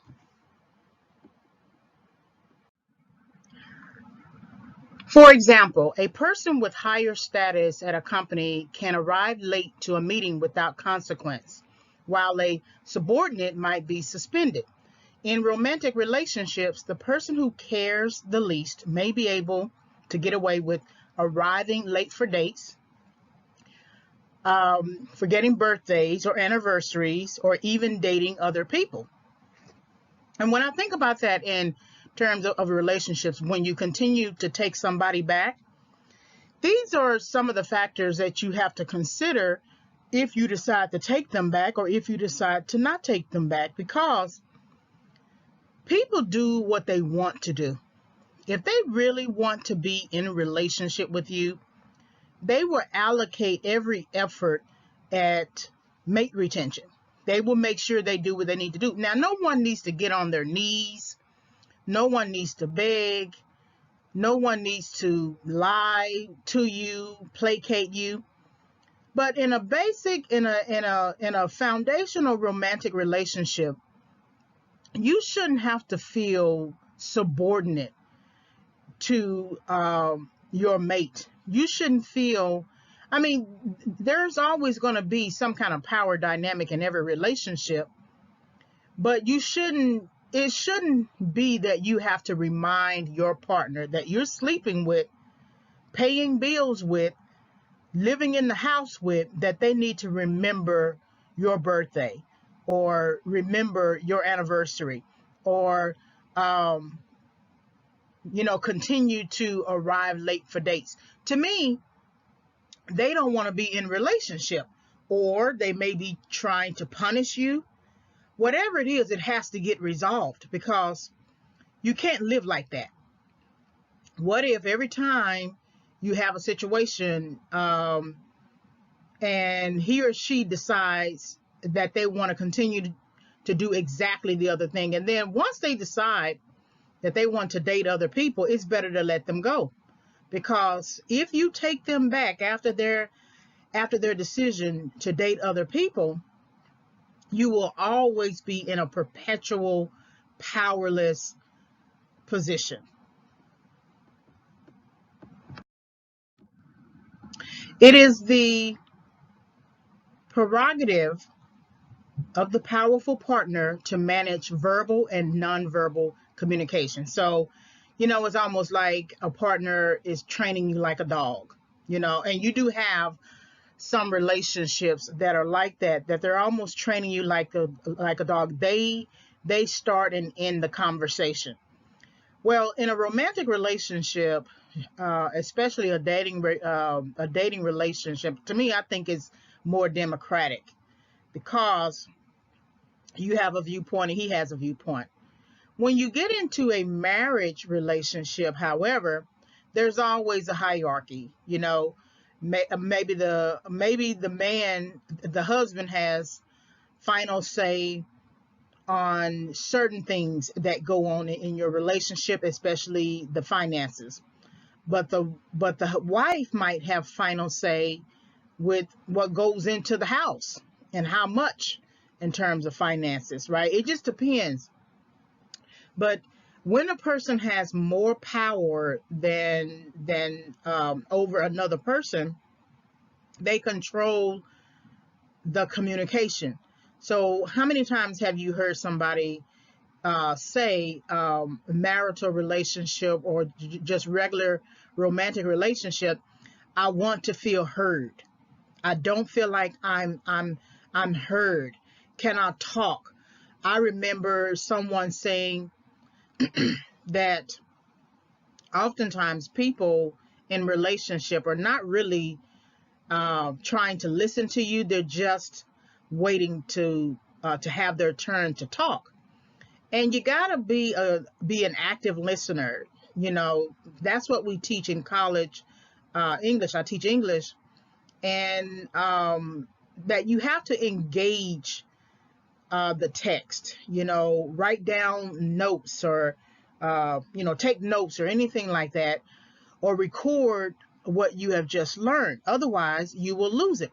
So if you find yourself in the same situation in your romantic relationship, someone or both of you are not taking notes. You're not keeping a journal, or you're not mentally taking notes of each person's issue, because you shouldn't have to continue circling the same argument. Every time you look up, every time you turn around, you're talking about exactly the same thing. So for instance, if your partner cheated on you and you decided to take him back or take her back, And every few months, that partner tends to bring up what you did, right? Well, something didn't get resolved the last 3 months, or the 3 months prior, or the 3 months even prior to that. And so somebody is not being heard. Somebody is not actually revealing what he or she actually thinks about the situation. All you know and all the other person knows is that one partner was accepted back into the fold, right? Accepted back into the marriage, into the house, into the finances, into the life of living a married person, but almost without consequence. Because again, if you're talking about it again, that means that there wasn't really a lot of consequence for the cheating partner. In terms of verbal behavior, powerful people initiate and manage conversations, change topics suddenly without warning, interrupt others from completing a thought, and terminate discussions at will. So I've had a relationship like this with my mother. She will sort of feign this idea that she wants to talk and have a conversation, but then somehow when I get into a deep analysis of the topic, making connections or something like that, she immediately gets offensive somehow. It's not like I'm charging her with an offense, but something in what I'm saying or how I'm saying it is offensive, and she will immediately get up and go to the room. Or it can be just a regular engaging conversation, and like clockwork, she'll get up and go to the room, or she will immediately answer phone, or say that she has to go and call someone. I forgot to do something or whatever. And then I'm sitting there in the living room, on the couch, on the chair, waiting for her to return. It's a power struggle, because it's not like I can get up from the chair and go sit somewhere else and it not be perceived as disrespectful. But in some ways, I may have to do that. Now, we're not in contact right now. We are estranged. And in some ways, I kind of have the power struggle. But it was very much like what you see here on this slide, the interrupting of others to where I couldn't complete a thought, changing topics, terminating the discussion at will, even though she would initiate the discussion. I found myself later, because I didn't have the prerogative to speak as a child. I was silenced. I was, isolated, and the environment was toxic. When I grew up, I found myself talking, for one, and then I found myself talking over others, for two. And I wasn't trying to be disrespectful. I just realized that I hadn't been talking. Other than being in a classroom and you're talking or something like that, that's different. But I realized in some ways that college opened up my mouth. For one, you have to talk. And then for two, you have to present something that is worthy of discussion. I found myself being received in my immediate classroom context. But I did not find myself received in my immediate friendships. And it seemed like those friendships mirrored my home life. There was like the one person who was like the leader of the pack, and she kind of set herself up to be that way. And she would sort of discount everybody else in terms of what they had to say. And then when I was off with other people, I would sort of interrupt others from completing a thought. Again, I wasn't trying to be disrespectful, but when you are silenced, when you are socially isolated, when you are pushed back to actually becoming a loner, when you do get a chance to talk, you want to talk. And then when you get a chance to talk, you are perceived as being too talkative, right? Then that creates an even different power struggle, because the person who is telling you that you are talkative is essentially saying you basically need to shut up or don't talk as much. And so then when I used to people please, I would just cower and sit back and not say anything, or I would just impose a silence because I was offended at them making the comment. So power dynamics, you can find people trying to control the verbal communication, trying to shut you up. You see these in, group dynamics all the time. Again, the leader of the pack, and then there's always someone they target. There's always a person that they target, that they try to scapegoat, that they try to make as a problem, and then they begin to facilitate conversations around that person, pitting the larger group against that one person, and then the one person against the larger group. So I once I realized that I was doing that, I was just waiting for the other person to talk, right, to give my viewpoint, or I was just interrupting others. I started to be conscious of that, and I started to learn how to teach myself how to wait. Sometimes I slip up and struggle a little bit, but for the most part, I do my best not to interrupt someone else's communication. With regard to nonverbal behavior, powerful people often initiate touch because they are perceived as having more power in the interaction. This includes teachers, superiors, and lawyers. However, a student or subordinate who initiates touch would be perceived as being inappropriate with a teacher or superior. So, I remember being in a women's studies class. I think it was maybe women's studies 1 or 2. I can't remember. And the teacher was part of the LGBTQ community right before we started to use that collection of letters.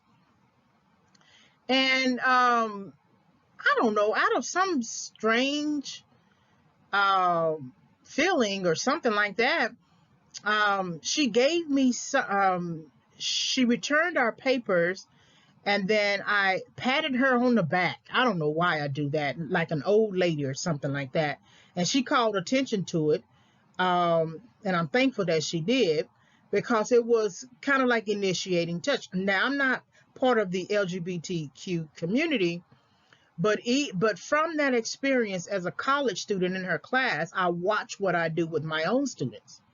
And I've noticed that one student out of my whole time of teaching might have initiated touch, because she probably thought like me. You sort of hug on people and you pat them on the back or something like that. It's just, I don't know, it's just some sort of weird little habit. But students can't do it. I make sure that students don't even come around my desk where I'm standing, because there has to be a clear line between teacher and student. And there's always a tendency of students to, kind of come around where you are to talk to you. And so I have to make sure that I set that standard. Even when I'm talking to a student by myself, with them in a classroom, unless there's another student outside waiting, I make sure the door is open, because in that way we are basically both sharing power in a sense, right? Even though I'm the teacher, I'm trying to make sure that student does not feel like he is powerless in a situation, that he feels he is protected. So that was something that I thought about from the time I was in college to the time I became a teacher, how important it is, your interaction, and how important it is as an authority figure that you do not initiate touch like that, because it can be perceived as harassing, and then later as sexually harassing. So what do the 6 power principles have to do with the 7-8? So let's look at each of the 6 and apply how they actually apply to the 7-8. Power as perception. The 7-8 is perceived as not having a lot of power in the relationship, and will therefore likely remain in a bad relationship instead of try to change the situation. So the 7-8 might have some insecurities, maybe in terms of physical attractiveness. The 7-8 might be not physically fit. The 7-8 may not have the type of job they might, whereas the high value partner might have a type of job that makes a lot of money. The 7-8 might have a job that only makes $25,000 a year. So there may be some insecurities, right? Not feeling like she wants to use his money or be perceived as a person who is just after his money. Power as relational concept. So the 7-8 is part of a larger hierarchical pecking order that the man creates. The 7-8 is subject to lose advantage to a 9-10. So even a man who has a 9-10 will upgrade to another 9-10, right, depending upon the status of the new 9-10. But when you are a 7-8, you understand that you are part of that hierarchical pecking order, and that at any time you can be changed out for another. That's why I often think people who know who they are, whether you are above average or below average, you tend to want to stick with that relationship because you know on some level that he could choose someone else, right? And you can still think you're beautiful. You can still come to the table with a lot to offer, worthy of marriage, and somehow your difference from a 9-10 and yourself. Power as resource based. So the 7-8 is less scarce than the 9-10. The 9-10 is more scarce than the 7-8. There is an abundance of 7-8s than 9-10s in the mating market. The 7-8 is not in high demand. The partner the 7-8 is in love with has more power. So it's already obvious that men are as loyal as their options. So there's always the possibility that he will want to upgrade you, even if he upgraded you from a 7-8 with another 7-8, right? Of course, men like to win and be perceived as winners. That gives them great power, and especially an ego boost. So it is likely that the man will upgrade the woman to a 9-10. Now you think about Kevin Hart, and I think I've talked about this. Kevin Hart was doing just fine with Tori Hart. He was kind of like a nobody, but he was trying to make it. But as soon as he made it to the big leagues, and now we know him as Kevin Hart, he dropped Tori Hart. And she just basically became the come up woman, even though she held him down the whole time that he was going after his dream, and he married someone who did nothing for him. And so when he divorced Tori and married someone else completely different, who I believe he thinks is a 9-10, that just made that just lowered Tori's value, because had he divorced Tori before he became the Kevin Hart, then she could have, retained her 7/8 status or became a 9/10. But once he became Kevin Hart and then he divorced her, she looks like a person on the market who's only going to be a 7/8, because this high value man discarded her. And really, the 7/8 is actually perceived as 5/6 compared to his new wife. So the 7/8 is never in high demand. There's always an oversupply of 7/8 because there are always an oversupply of above average, below average or average in the mating marketplace.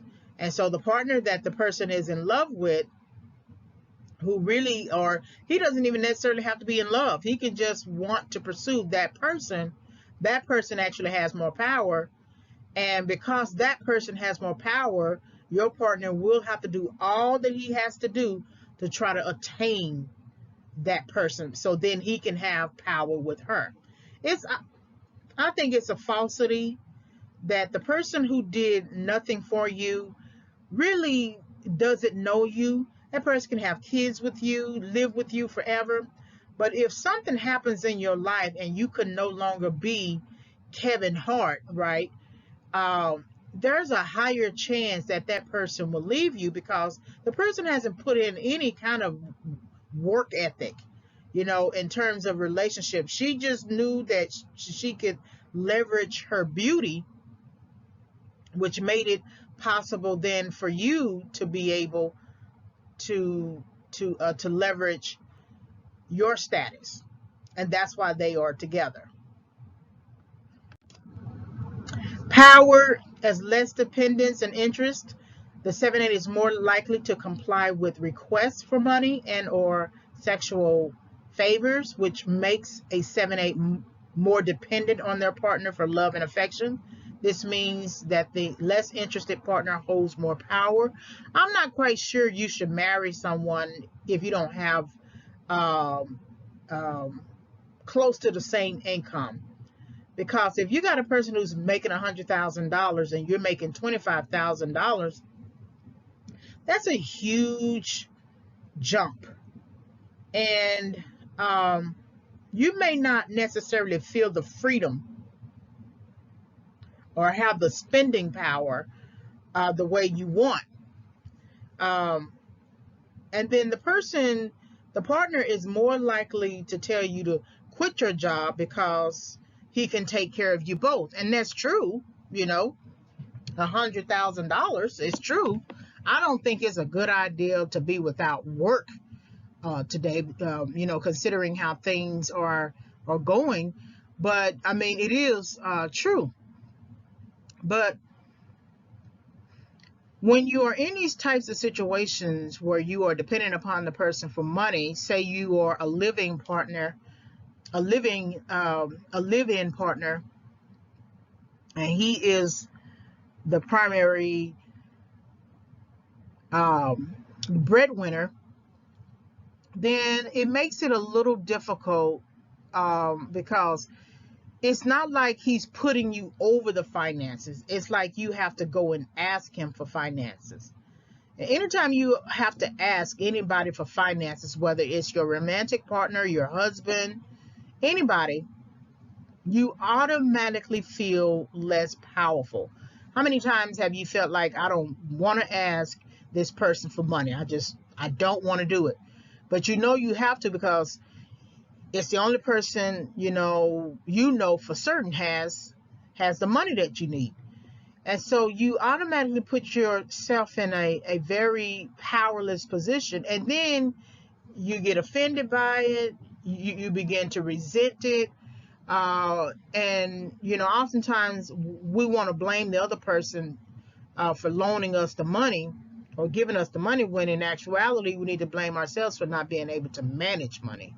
So the less interested partner always holds more power. Power as enabling or disabling. The 7/8 would be less likely to respond to relationship problems to avoid losing the partner. When the high value partner wields power by withdrawing from the relationship, the 7/8 will move the relationship towards change by enacting demanding behavior. So this is the ultimatum. No one really responds to an ultimatum. I don't care what you say. I don't care how the person responds to you. They always resent having to be pulled by you, or having to be kind of tricked into um, having good behavior. They always um, hate the fact that they gave in, right? It messes with their ego, right? For one, and it will mess with your ego as a woman if you had to give in to a man who was wielding power like that. When I thought we were married, let's just work together as two partners. I understand that you still are, considered head of house or something like that, but you don't have to make me feel less than.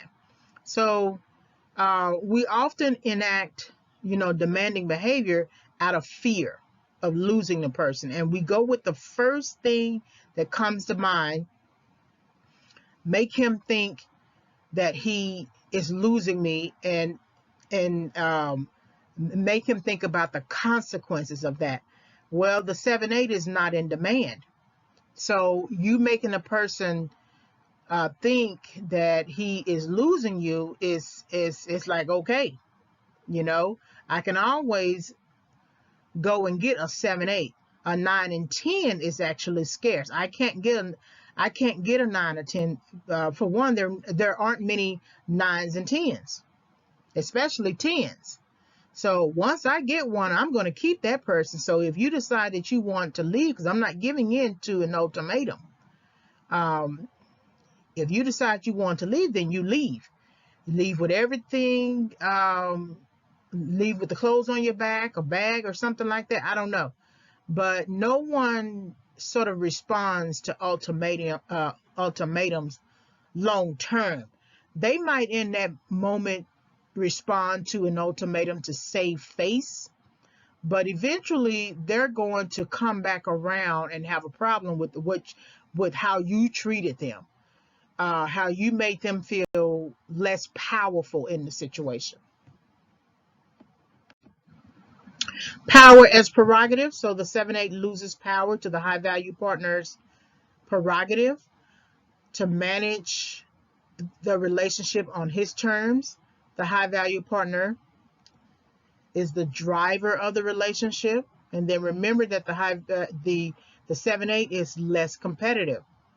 So if you get a high value partner, then you are there is some sort of advantage to your mate value, right? That's why you have to, in some ways, play the good 7/8. Once you play the challenging 7/8, or the demanding 7/8, or the 7/8 who can take you or leave you, type person with the high value partner, you run the risk of losing that partner. A partner still chose you to be a partner for him. Hopefully the partner didn't choose you to only serve like one purpose for him, and that love is not on the table. Hopefully you don't have that kind of situation, because that could still happen. But in terms of the mating marketplace, if this doesn't work out with the high value partner, that means you have to return to the mating market still a 7/8, and then compete again with other 7/8s, and then struggle, to compete with 9s or 10s. All right, competitive advantages in the mating market. So personality provides a competitive advantage in the mating marketplace. For example, extroverts tend to be more liberal in their attitudes towards sex. They show higher socialization behavior and increase their access to more mating opportunities. So extroversion is one of the big five personality traits. I tend to use the chart in different audios, so you should be familiar. So if we're looking at extroversion, you tend, if you take the big five test, you may score high or low in certain areas based upon the questions on that test. So if you score high in extroversion, you are affectionate, you are a joiner, talkative, fun-loving, active, and passionate. If you think about talkative and what I was talking about in terms of interrupting others, when I'm by myself, um, I tend to be a loner, right? So I would score low in extroversion as a loner, okay? But when I'm out and about and I'm among a group, or I'm just, I don't know if I'm really looking for attention, but something in me triggers and I begin to just talk and be sort of like a joiner, or, fun loving, or something like that. I'm active. There are some circles I will be a little reserved if I am unfamiliar with the context, right? With the environment, because in some contexts you can't really joke, even if the day calls for a little joking, you know, a little laughter. In some contexts, some environments, you can't joke, so you may have to be reserved. Now, you may not be able to joke, but the people on one hand can joke, right? So then, if you score low, you are reserved, loner, quiet, sober, passive, and unfeeling. And passive is relative. Not everyone is going to actively enjoy every sort of activity. I'm not going to be a rock climber. That is not in my destiny. I'm not going to jump out of a plane. That's not in my destiny. I'm not going to run a triathlon or something like that. Those are areas where I'm going to be passive. Now, I'm not saying I wouldn't do a little 5K walk, right? But there are just some things I'm just not going to be an extrovert, will, or I just don't have any passion about. I can look at someone who does it and say, "Oh, that's great," and feel good for them and everything, and feel happy for them. But that's not going to be me. But I will often score low in extroversion in terms of being a loner. And I notice being a loner actually does work for me because I can get a lot of stuff done. When I say loner, I don't mean lonely, but I do think that being a loner was socially, was nurtured, from my family life. I do feel like it was nurtured because once I left the immediate family environment, I kind of just, blossomed a little bit in school. And once I went to college, I tried to join everything. I wanted to be a part of everything. I loved college. I loved being in college. I loved being in the classrooms and things like that. I got distracted a lot, but it was something, that just, I felt like it was home for me. It was a place for me to, belong. And I didn't always have, the best of moments. That was at my responsibility, but for the most part, I scored high. So there are different contexts where you may score high and contexts you might actually score low. Normal extroversion may signal access to potential mates, increase of sexual frequency, and investment in the reproductive processes. Extreme extroversion, however, may signal uh, promiscuous and risk seeking behavior and overconsumption of resources. So this is where you see the people who their claim to fame is having slept with 1,000 people, or you might have the man who has a dating rotation and then is also sleeping with new people. Um, you may have someone who goes online to seek for sex, you know. You may have just a number of options. I always think, and this has been confirmed from watching another video, that people who are in porn, you know, they started somewhere, but people who are in porn are already sexually addicted. And so by the time you are showing yourself on a video naked and straddling a man, or, you know, pumping a woman, or straddling a dildo, you are already addicted to the thing that you're doing. And so that's extreme extroversion. If you are part of the prostitute industry or whatever, that's extreme extroversion. The normal extroversion is, you know, considering maybe going to the club, um, you know, considering dating, and then considering marriage, who you can reproduce with. Being too much of an extrovert may correlate to high openness, which is another big five personality trait. High openness will generate short-term mating strategies or opportunities. Low openness will increase the opportunity for offspring success. So if you are low in openness to experience, meaning that you are low in wanting to experience everything, you're trying to save yourself for having a child, right? Because you don't want to sleep with everybody, then get pregnant, and then not know who the father is, right? Or who the father is. But if you are high open, you're looking just to have multiple one night stands. So those are basically short term mating opportunities. So openness to experience, one of the big five. Again, you could score high or low. If you tend to score high, you are um, imaginative, creative, original. You prefer variety, curious, and liberal. If you are low, you tend to be, you know, down to earth, uncreative, conventional. You prefer routine, uncurious, and then conservative. And I think it's important to focus on the high more than anything, because when you're choosing your mate, you really do need to know what type of variety they want, because not everybody likes only the missionary position.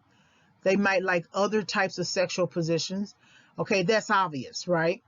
You can have a discussion about that. But then when will you have a discussion about your mate wanting to visit a strip club all the time? And we're not talking about for the bachelor's party or with some homeboys while he is single. He's married now, or he's in relationship with you in a long-term dating relationship that might lead to marriage. When are you going to have that conversation? Because if he is visiting the strip club, he wants that type of variety, and eventually he's going to bring that person from the strip club to the bedroom with you. And so then if he's asking, I mean, if he's suggesting that he wants something like that, that means he's also suggesting that he wants a three-way, right? But then if he does that, eventually that three-way is going to turn into an orgy later. And so I think those are questions that we need to begin asking these men when we are dating them, because I'm not looking to have an open relationship or an open marriage. I'm not looking to have a BDSM, you know, bondage um, situation. I'm not looking to have that. I'm not looking for you to beat me and tie me up and to ropes and things like that. Nobody wants, you know, boring sex either, but I don't know. I'm just not looking to do that. So you may have to find a partner who is still good in bed, but also prefers a little bit of routine, because you're not tying me up and then you have sex with me and you put your hand on my neck, so you can get that full experience, then I end up dying. I'm not doing that either. This means that a partner who is low in openness is less likely to pursue alternative mating strategies and will possess a higher conscientiousness towards commitment. Conscientiousness is also one of the big 5 personality traits. Because men must compete harder for sexual access to women, men benefit from a wider variance in personality. So, I mean, how many times have we heard a man say, it's her personality that got me? I decided that I wanted to be with her because, she didn't have an attitude. So, conscientious is one of the big 5 personality traits. Females do not need to demonstrate such variance or differentiate themselves because they represent the supply side of the mating market. Women can be more selective in their mating choice behavior. Again, it always depends on your mate value and how you are perceived in terms of rankings. So conscientiousness, if you are scored high, you tend to be conscientious. There's a difference between consciousness and conscientiousness. So consciousness means awareness. Conscientious is really defined right after the words you see here: hardworking, well organized, punctual, ambitious, and then persevering.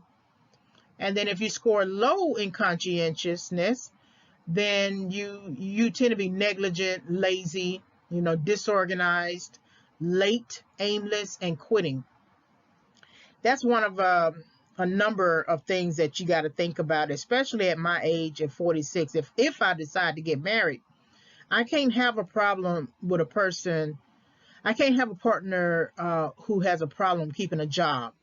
By the time you get to a certain age, as I noted some slides before this, I can't have a problem with someone who quits everything they do, everything they build. I remember something. I saw this video with Lucille Ball, and she was having a discussion about her ex-husband, Desi Arnaz. And she was older.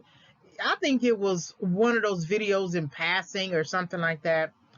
And she called him a loser. She didn't call him a loser from a negative viewpoint, even though it sounds like that. She called him a loser because, and here's how she defined it, that he will build something up just to tear it down. Just he had to, and she put it in such a way that he had to tear it down. It's not like he messed up and hit something and it came down or something like that. No, he had to tear it down.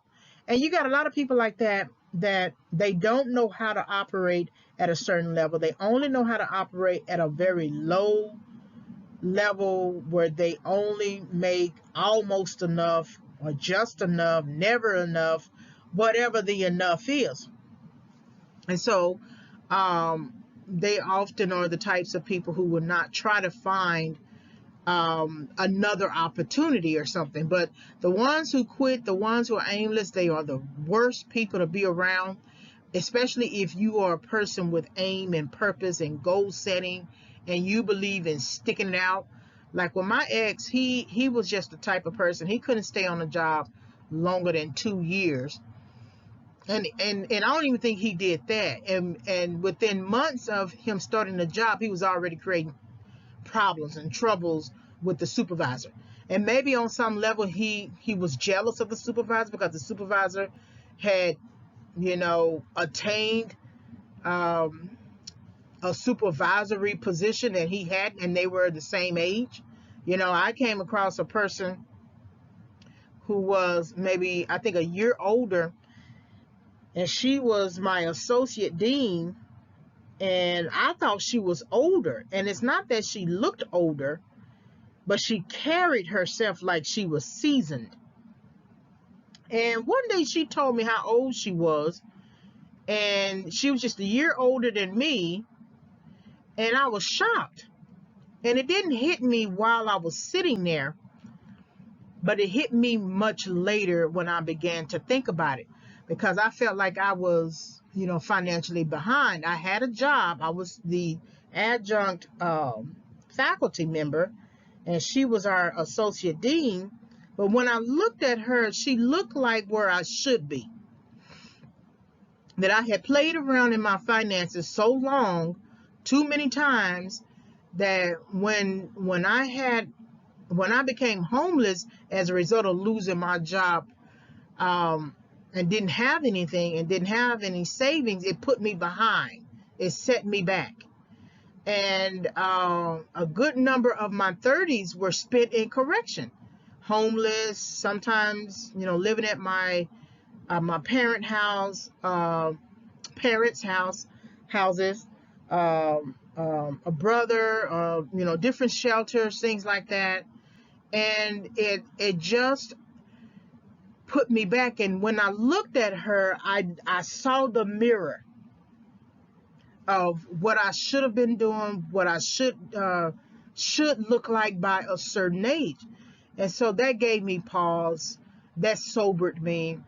I made sure to listen whenever she talked. She was kind of a person, she just kind of reminded me of a person who was kind of stingy with knowledge and wisdom. But when she did say something that I felt like God was showing me through her, I made sure to listen. And so that's when I also realized I needed to stay on my job just to build stability, because I had been out of work for so long, and I didn't have the stability of work. In contrast, the guy that I was dating, he was messing over his jobs. He was going back and forth, playing around, just not conscientious altogether. And he was emotionally lazy, psychologically lazy. He neglected himself in terms of just increasing his knowledge base. It's almost like the only thing he knew was what he knew. He didn't improve himself. He didn't try to take classes or something like that. So conscientiousness is something that all of us should have, even if you don't like any of the other big 5 personality traits. If you're going to get somewhere, do something, you got to be attentive. You got to be attentive consistently. You got to persevere, and even when you're turned down and the thing that you're doing is a very good thing, but it's not accepted right now, you still got to continue to persevere and plan. The male who exhibits low conscientiousness is more likely to decrease his competitiveness in the marriage market. He is more likely to do well in the sex market. On the other hand, males who are lower in extroversion, more conscientious, more emotionally stable, lower in openness, and less in agreeableness are more likely to be competitive in the marriage market. Meaning the difference between the two, one man at the top is not ready to settle down. The man at the bottom here is he's ready to settle down. So he's not going to be so much of an extrovert leading to, promiscuity. He's going to be conscientious about who he dates and what he does on each of the dates. He's emotionally stable. He's going to be less open to risks, and be more agreeable or less agreeable with the status quo, right? And so he's going to be a better competitor in the marriage market. So you wouldn't want a person who's sleeping around to be a competitor in the marriage market, right? So the person who is sleeping around is the one who's going to exhibit low conscientiousness and be more competitive in the sex market, because that's where he actually belongs. Agreeableness is another big 5 personality trait. It is more likely that females who are high in agreeableness will have offspring success. However, males who are low in agreeableness will have less of an advantage with females who desire long-term over short-term mating. So you don't pick a person just because he looks great. You pick a person to, determine if you both agree. There's a scripture in the Bible, I think it's Amos 3:3. Can two walk together unless they agree? Can two walk together unless they agree? If you got a person, and that's something that I got to take down too. If you got a person, you're both having sex, and then you end up pregnant, and then he says he doesn't want to have anything to do with the child, you didn't agree. Just because you had good sex does not mean that you agreed, because then he should say, good, I want to take care of my child, and then possibly marry you, right? And so you want long term, and that's the problem with women oftentimes, is that we give up our long term preferences for a short term mating moment. Okay, I don't want him to leave, so I'm going to have sex with him, right? Versus if we hold out, we can get the best of that person, because then the best of him would begin to process, and then also see you in a different light. Because if you have sex with him immediately, you're no different than any other woman that he's already framed for sexual access, and then you just become a person who is only available for sex, not for relationship, not for discussion, not for conversation, not for lifelong consideration. So agreeableness, if you score high, you are soft-hearted, trusting. You tend to be generous, acquiescent. You're also lenient, and then very good-natured. And then if you score low, you tend to be ruthless, suspicious, stingy, antagonistic, critical, irritable. Antagonistic is one that I think is most important, because for men, they are the ones who don't want to always have to have a battle with women. I think men in general want to have sometimes, that type of sex where you're kind of mad at each other, and then you get back together, and then you have good sex. I don't think it's healthy, but it works for them. But the worst thing that a man can do is or that he feels that he can do, is come home, and there's always a fight with the woman. There's always a fight. Sometimes men would drive around the block just to keep from coming in the house. When I was at the tail end of my relationship with my ex, and I kind of knew after a while that it was going to have to end, I avoided coming home. And we didn't really do a lot of fighting, but his spirit just bothered me.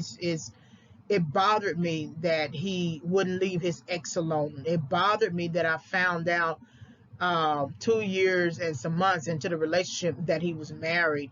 It bothered me that I made a bad, ill-informed decision. Even if I did a background check and I tried to find out and ask all of the right questions and everything, the fact that I wasn't sober enough in my thinking and not knowledgeable about the games men play really just made me mad.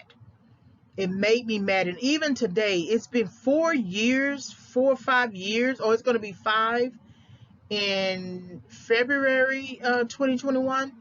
But even to this day, and we are in January the 10th or the 11th, but even to this day, it bothers me, that decision.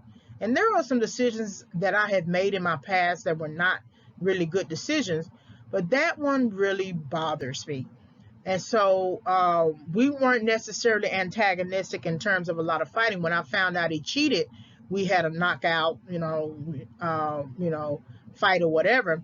But what was more antagonistic was his spirit in the house, and me having to come home to his spirit and lay up in the bed with him, and I can't go to sleep, but I gotta work, and it bothered me. And so that's why I want to be careful about take the time I need in solitude, make more audios and videos, and just relax and just relate and then release. And I mean that in terms of just being with me, not being with anybody else, not doing anything else, just being in solitude and learning how to just be a single woman. Combination of personality traits such as extroversion and agreeableness, extroversion and conscientiousness, and agreeableness and conscientiousness provide select males a mating market competitive advantage in relation to sexual frequency. So a man can change his long-term mating preferences for a short-term mating strategy based upon extroversion, based upon agreeableness, low conscientiousness, and high agreeableness. Since males are on the demand side of the mating market, their competitiveness is further based upon their status and access to resources as potentially high-value partners. Competitiveness in general may also be based upon physical attractiveness. Women do not view men with physical attractiveness alone as competitive. However, men measure their competitiveness by the physical attractiveness of a woman. So this is the man who has to have a trophy wife. And the woman has to be tall and fit and look beautiful in a bathing suit, look beautiful in a teddy or nightie or whatever. And for men, that's competitive. The woman for men does not have to necessarily have a worldview. I'm not saying she has to be dumb, because even some high value men, especially white men, still want an educated woman. That's not always the case with black men. They tend to be more offended at the idea of a black woman being smart or being educated or being successful or something like that. They tend to want to cheat on that black woman. And I'm not saying that white men don't cheat on their white women, but there is a difference between, say, a white man and a black man in terms of what he expects from a partner. Now, both men don't want you to outdo them. Both men still want a traditional woman that he is the breadwinner, and that when he comes home, he still wants, dinner on the table, the house kept, sex when he needs it, companionship in other areas. But it doesn't hurt to have some kind of speech, some kind of worldview about something, have a conversation, because then that helps you to boost up his ego when he feels like he needs, somebody to say something to him. Because if you don't talk to him, then another woman will. And they usually, especially men with resources, financial resources, they tend to leave one woman for another just for the conversation alone. So you don't want to be too far away from this type of man. You still want to be able to talk to him, but they do look at ambition as a negative trait, and they do want physical attractiveness to be the higher priority. So what do personality traits mean for the 7-8 in terms of extroversion? The male partner who is high in extroversion will be more inclined to pursue short-term mating strategies with the 7-8, considering the notion that a 9-10 might be worth marrying than a 7-8. So you can always expect that a man will want to upgrade from you. Now, the exception to the rule is that he is truly in love with you. For one, he is secure in himself, right? For two, he has achievement separate from you, That's 3. He believes in himself. He can achieve. He's ambitious. He knows you won't leave. But he feels overall that the marriage is secure on many fronts. Then he's not likely to leave. But you still got to be careful, because there's always something that a man with resources wants, or a man who gets resources wants. So y'all can be just fine, and then all of a sudden he makes more money, and he's now looking around at his surroundings, and he wants a bigger house, and he wants a number of things, and he wants someone who looks like they will fit that new level. And if you don't look like you fit that new level, he's likely to discard you. So openness, the male partner who is high in openness is more likely to adopt a dating rotation with multiple 7/8s than with a 9/10.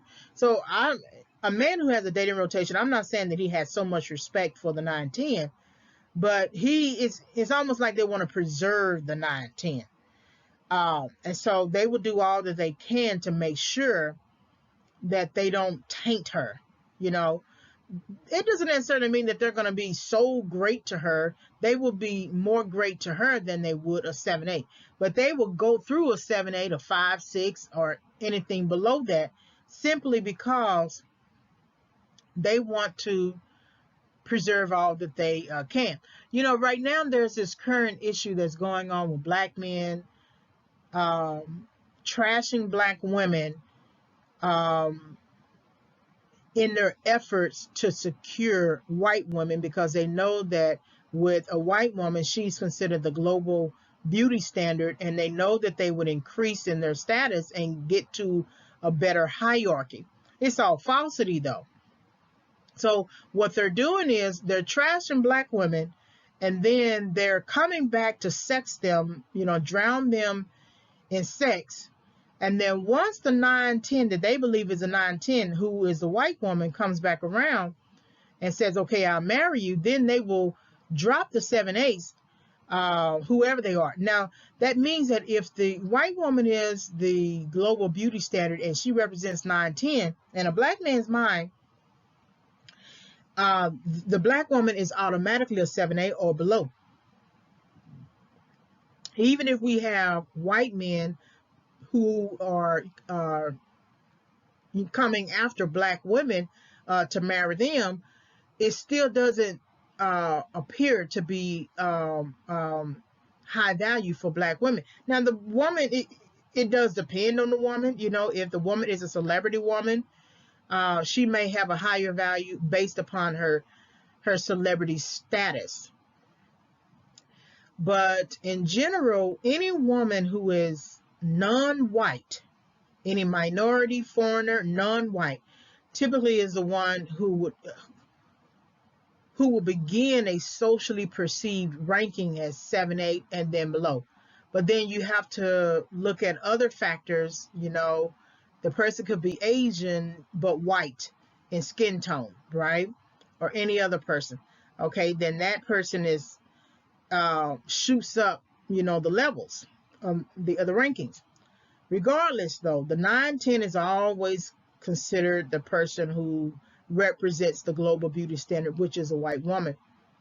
So what you'll see in these strategies is that they begin adopting, dating rotations, and they're just basically drowning women, black women, or any other type of woman, non-white, sexually, and, giving them false hope, and getting them to believe that they are really open to relationships, but they're not.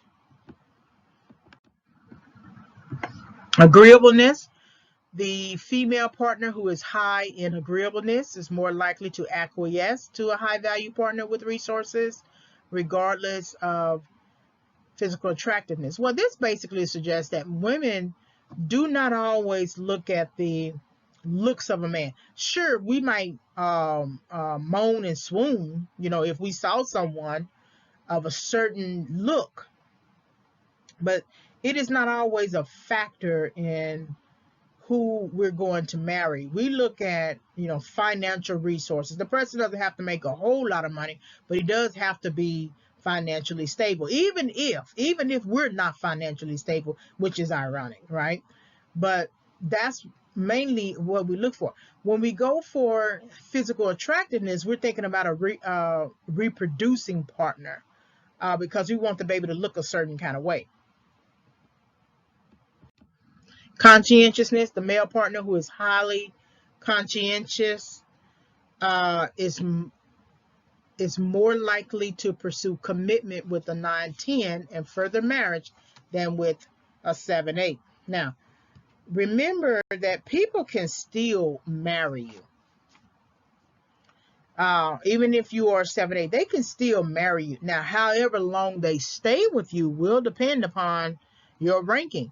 Like I said, men of all levels and ranks and colors and ethnicities will do all that they can to keep that 9-10. That's why they go for broke. That's why they go get Viagra and all that kind of stuff. They're going to allocate all of their efforts to mate retention, to make sure that they keep you and retain you as a mate. And they still might cheat too, but it is more likely that they're going to do whatever they can to keep you. So they're going to be more highly conscientious, more organized, more aim, more persevering, and they might take on a strategy of acting right, so they are able to keep you.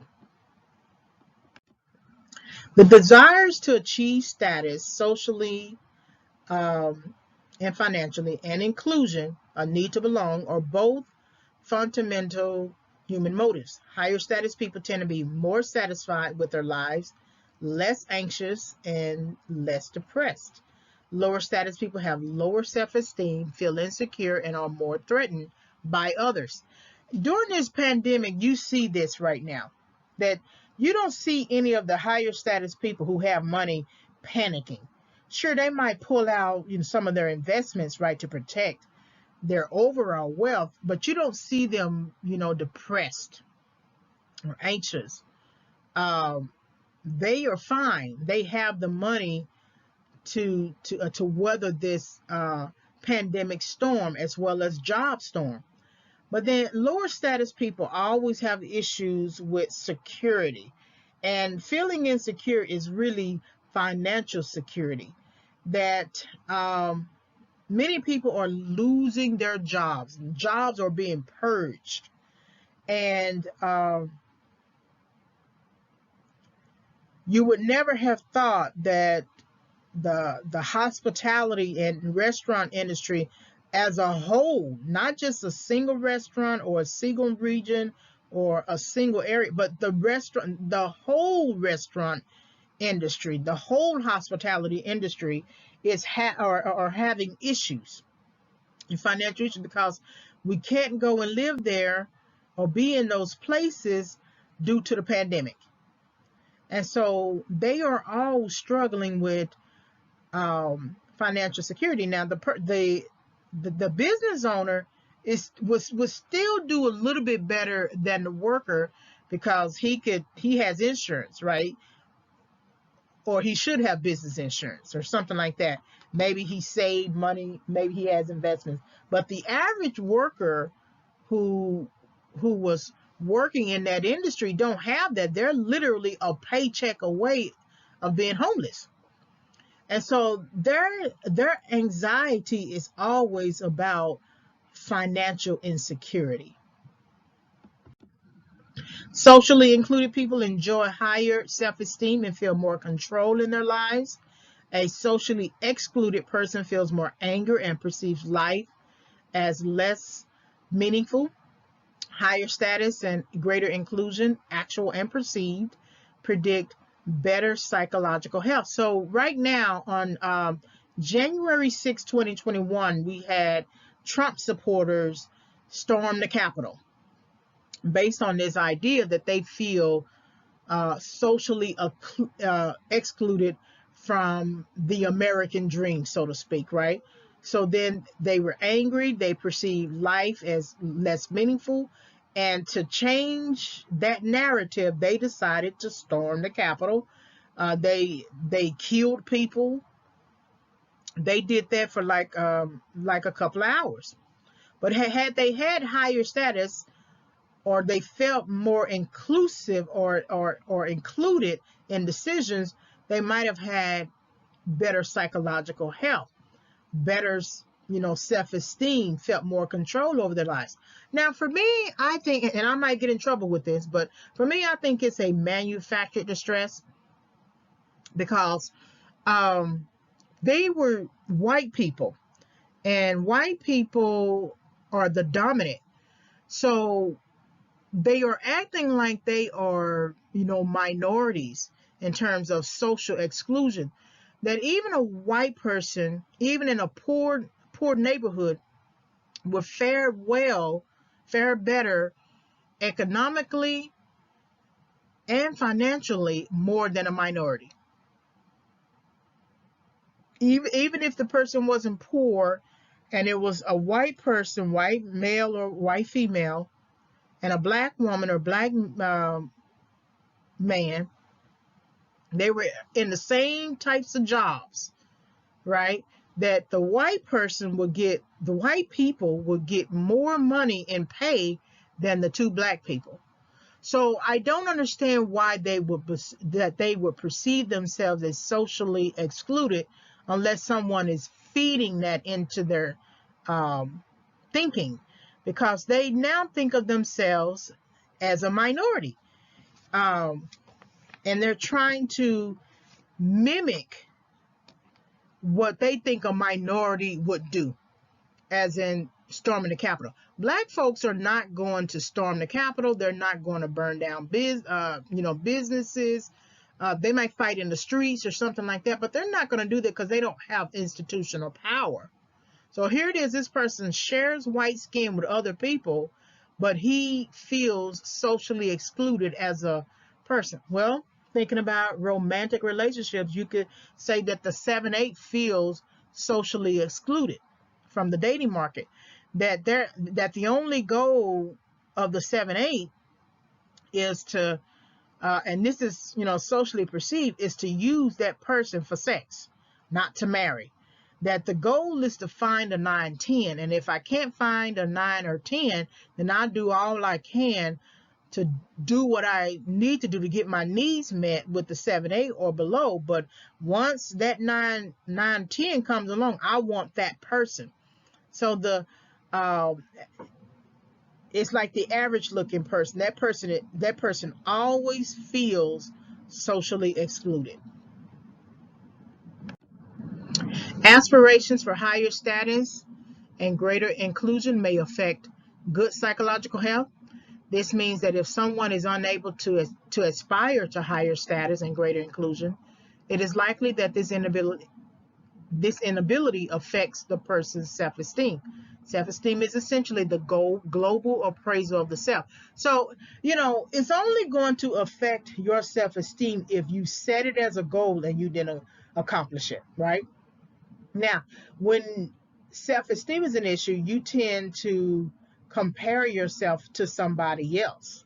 So that might be an issue for you too, but you can't compare yourself to somebody else. I still believe with the dean that I mentioned, the associate dean, that at the same age we were, she looked like where I should have been, and that I was so financially behind because of the setback and the correction that followed, that I have had the majority of my 30s not making a lot of money. The most I could make during the time of the recession was money I made as a freelancer, and that was really nothing, but I'm thankful and grateful for it. I still believe on some level that situation taught me something. But just in general, you shouldn't always compare yourself, because that will cause you to be depressed. and also lower your self-esteem. Rosenberg concluded that people with high self-esteem see themselves as worthwhile, possessing good qualities and satisfaction with their limitations. High self-esteem might affect someone's perception of status and inclusion. So it's one of those things where you look at yourself, you see beauty, but another person could look at you and they don't see the same thing that you see. Now, to me, it doesn't matter what someone else sees. I see me how I like I like me. But when you are socially perceived as not being high value, um, um, then there are different ways men will approach you. The problem with this is they don't always tell you this. And so that's why it's important that you understand their strategies. And the number one goal is to get you and have sex. Well, you might ask, well, aren't men always doing that? But with every woman? Sure, maybe.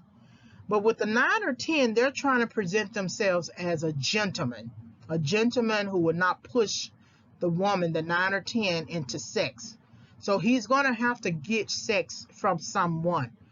And you may want sex, but if you want him, you shouldn't have sex. Because if you want him and you don't have sex, you're now building a sort of soulmate connection, versus if you have sex too early or before your time, you would build a soul tie connection. So the soul tie connection is essentially you still think of that person and they've been long gone for years. Thus, having or believing one has higher status and inclusion may be a cause of better psychological health, regardless of how much one wants higher status and inclusion. And wanting higher status and inclusion may be a cause of worse psychological health, regardless of how much status or inclusion one actually has or believe one has. Status and inclusion have different implications for both men and women. Women do not always look for status unless they are trying to achieve financial resources. So for instance, but men want status immediate, and it's immediately unearned type status. So for instance, Kim Kardashian was looking for status, but she was looking for status leading to financial stability. Her father did not make a lot of money, but he attached himself to OJ. And as a result of being attached to OJ, he was able to make enough money or whatever, especially enough to live, I think, either in Beverly Hills at that time while Chris was married to him, or in Calabasas. I don't know. But Kim Kardashian went up the ladder. She's married all black men except for one who was mixed. And she went from one man to the next, marrying or dating until she hit Kanye West.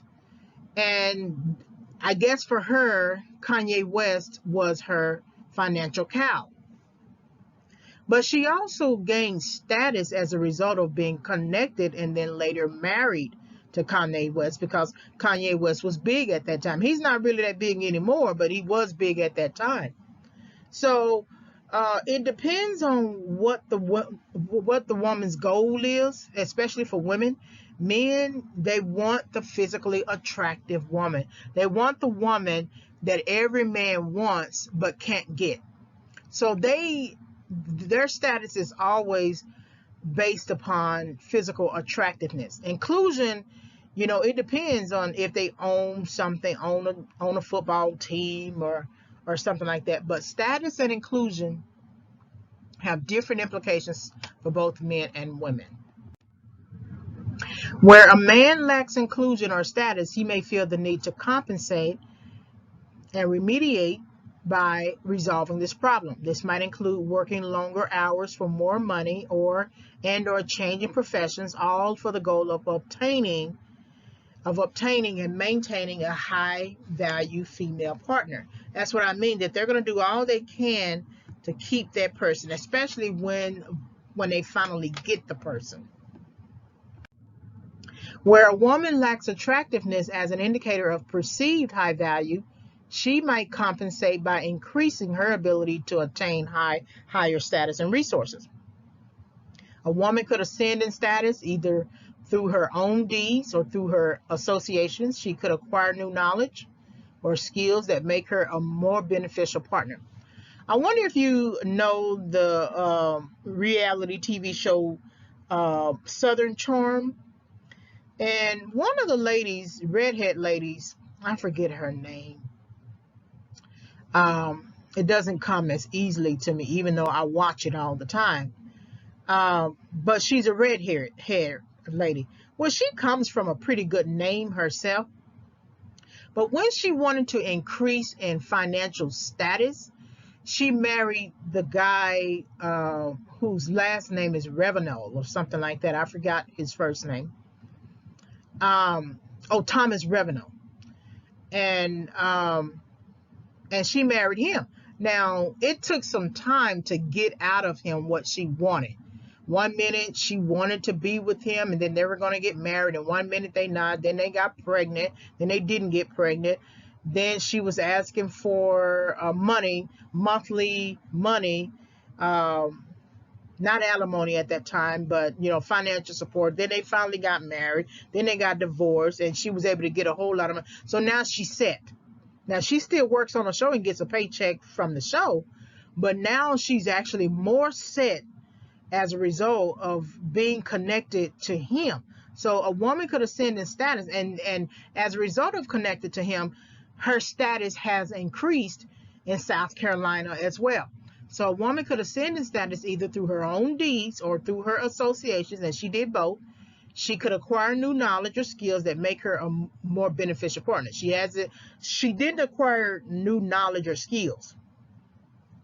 Or she might have I'll take that back. She was willing to become the wife of a politician, but then he didn't make the politician cut because of past experiences. So she was willing to put on the guard, but I didn't get a sense that she actually studied to know enough about the position other than going to a dinner party or something like that. What does status, inclusion, and aspiration mean for the female 7/8? So a female 7/8 is not perceived as having high status to a high value male partner who assesses physical attractiveness as the motivator for mate selection. This means that the 7/8 would be assessed by the high value partner as only worthy of fulfilling a role within a dating rotation and being used to maintain sexual frequency. The 7/8 would likely lose self-esteem even after repeated efforts of pursuing status and inclusion. So once you have been put into a dating rotation, it is less likely that you will be able to get out of that and become a wife to that very same partner. You would have, if you wanted to marry, you would have to get out of that one dating rotation, put yourself back on the market, be competitive, don't have sex with anyone, and then let that convert into a dating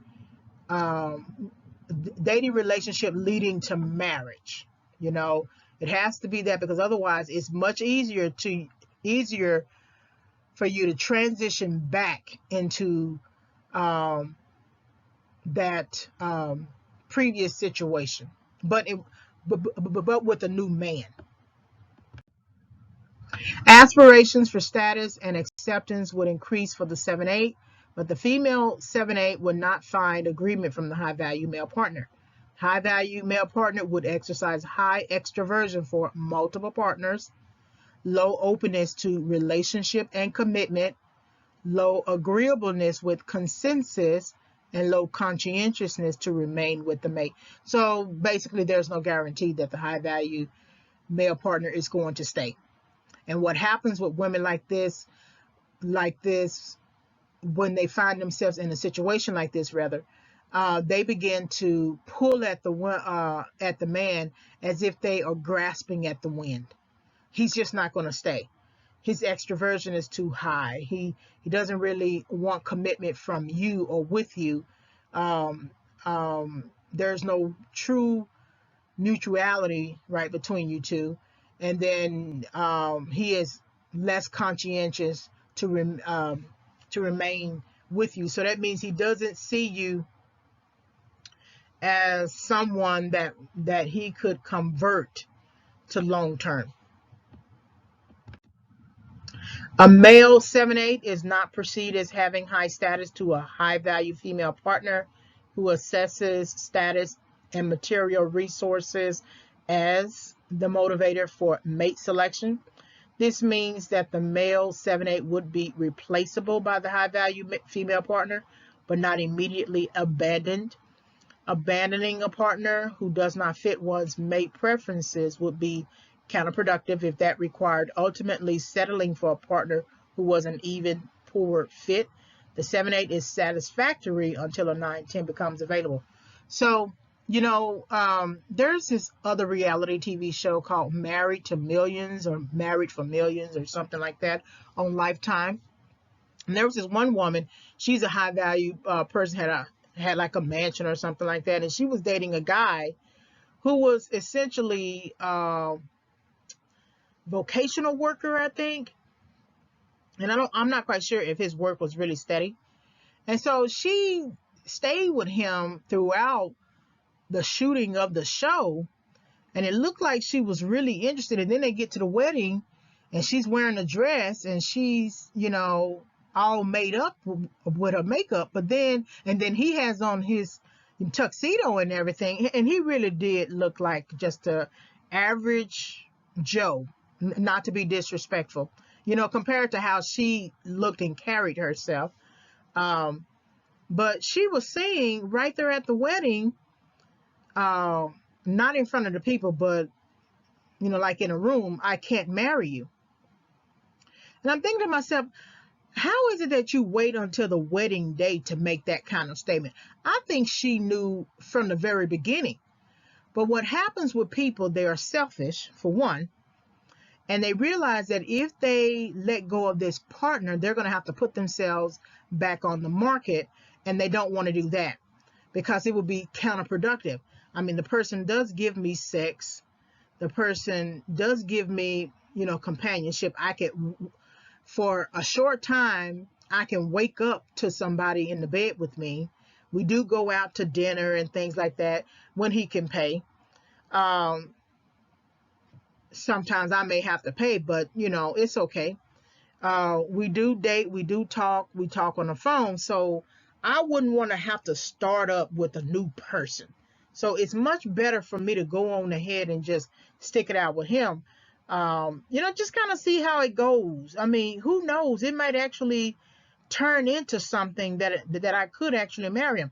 But I think she didn't want to marry him the whole time. Maybe she wanted to be on the show or something like that, or she just felt embarrassed, right? But if she's saying she doesn't want to marry him, then she's thinking about somebody else. Now, she may not necessarily have to have anybody right there on deck, but she is thinking about somebody who looks like her.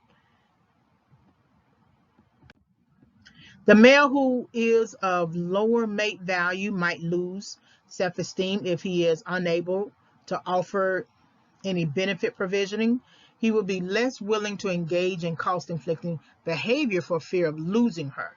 So he didn't, with the guy in the previous example I talked about, he didn't use any cost-inflicting behavior. And cost-inflicting behavior is, sexual jealousy, partner-directed insult, or monopolizing your partner's time out of some jealousy, right? Versus, benefit provisioning, compliments and gifts, financial access to financial resources.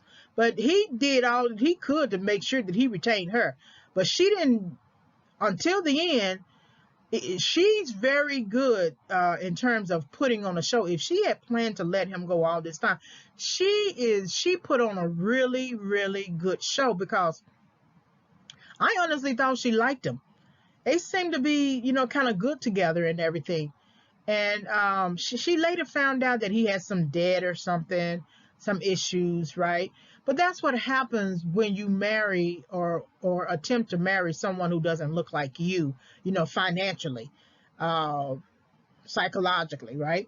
Aspirations for status and acceptance would decrease based upon this inability. So if he doesn't have the ability to provide, that's a big, big issue, especially for a high value female partner who has spent her time building up riches or wealth, maybe operating in her masculine to be sort of like a provider. So very interesting. The high value female partner is the supply side of the mating market. This means that she has options.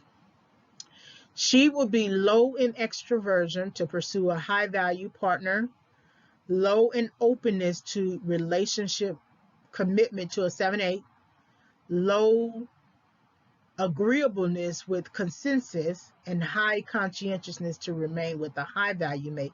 So she's just basically buying time. She's buying time. I know that we see a lot of this types of stuff in movies and films, and we see one person who has all of the money and the other person who doesn't have any money. But we all cannot be Pretty Woman, right? Julia Roberts. We all cannot be Pretty Woman. At least, even though she was a prostitute, she had a very sort of high profile look once she changed her dress, once she changed her look, once she got her hair fixed, things like that. Though that is the exception to the rule. That is not something that is going to happen all the time. I know in particular with men, I remember this movie with Vivica Fox, Two Can Play That Game, I think. One of her friends, the actress who played the character, I think this is the same movie, Wendy Raquel Robinson. She got this average man, didn't have he didn't have the same type of financial resources. He was Bobby Brown, playing that role, but he looked sort of worn out, right? She goes and fixes him up, and then he turns around and turns on her and tries to leave and everything. And then they go through their, sort of battle, and then eventually he proposes. But men honestly do not want you to fix them up. They don't want you to go buy them new suits and go buy them things. Now you got some weak men who will just let you do it. But if you think about Martin Lawrence's character and the thin line between love and hate, I forget Lynn Whitfield's name, character name. It's on the tip of my tongue. I think it was Brandy. She goes and fixes him up and lets him ride in a limo. Child, he rode that limo back to the girl that he's always loved. He's always loved her, and everything that Brandy did for him, he used her access to resources to do for the woman who was Regina King in the movie, to do for her. So Brandy was not going to be somebody that he married, because he was trying to be like a little business owner of that club and everything. So when we go in and try to change them and give them money or whatever, it messes up whatever little process that the man was already going through. I agree with another YouTuber. Her name is Chloe. She says in one of her videos, don't give a man money. She said she doesn't even give homeless men money. Because if a woman can do it and she's considered the weaker sex, right, then a man can get it done.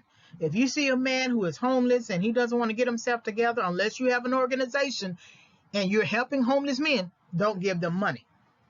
That's something that I had to think about myself.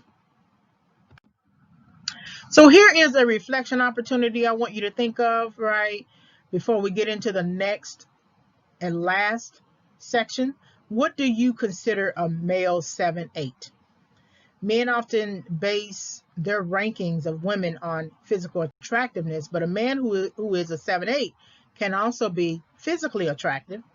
What are your thoughts on physical attractiveness regarding males and females who fall under the ranking of 7/8? Journal your thoughts.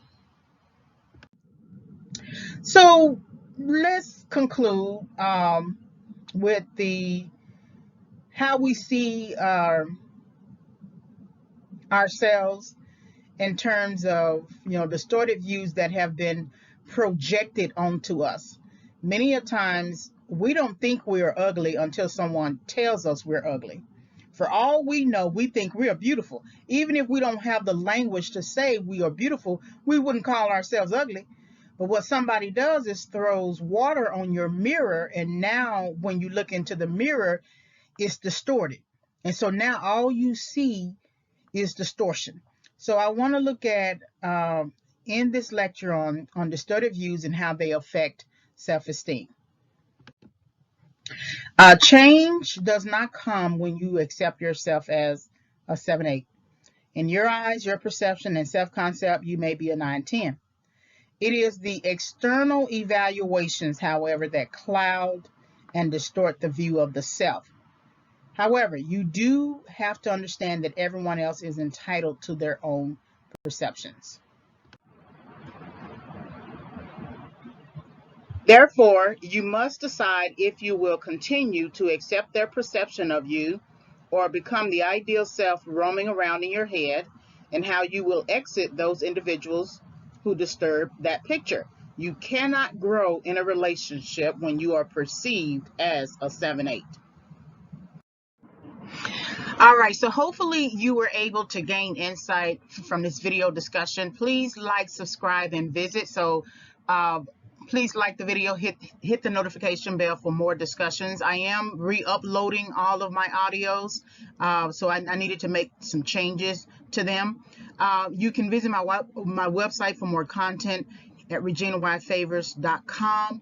If you want to send me an email, you can send an email reginayfavors@yahoo.com. Please also purchase the book. It's going to come out in spring 2021, so I had to make changes to my book to update it, and I also updated the title. So the original title was Bait, Hook, and Switch, Confessions of a Rebound Girl, and I have updated the title to Toxic Encounters, Why People Pursue Rebound Relationships. So right now I'm still basically editing it, and I want to make it available in spring 2021. So thank you very much for visiting my channel, and I am Regina Y. Favors. Have a great day.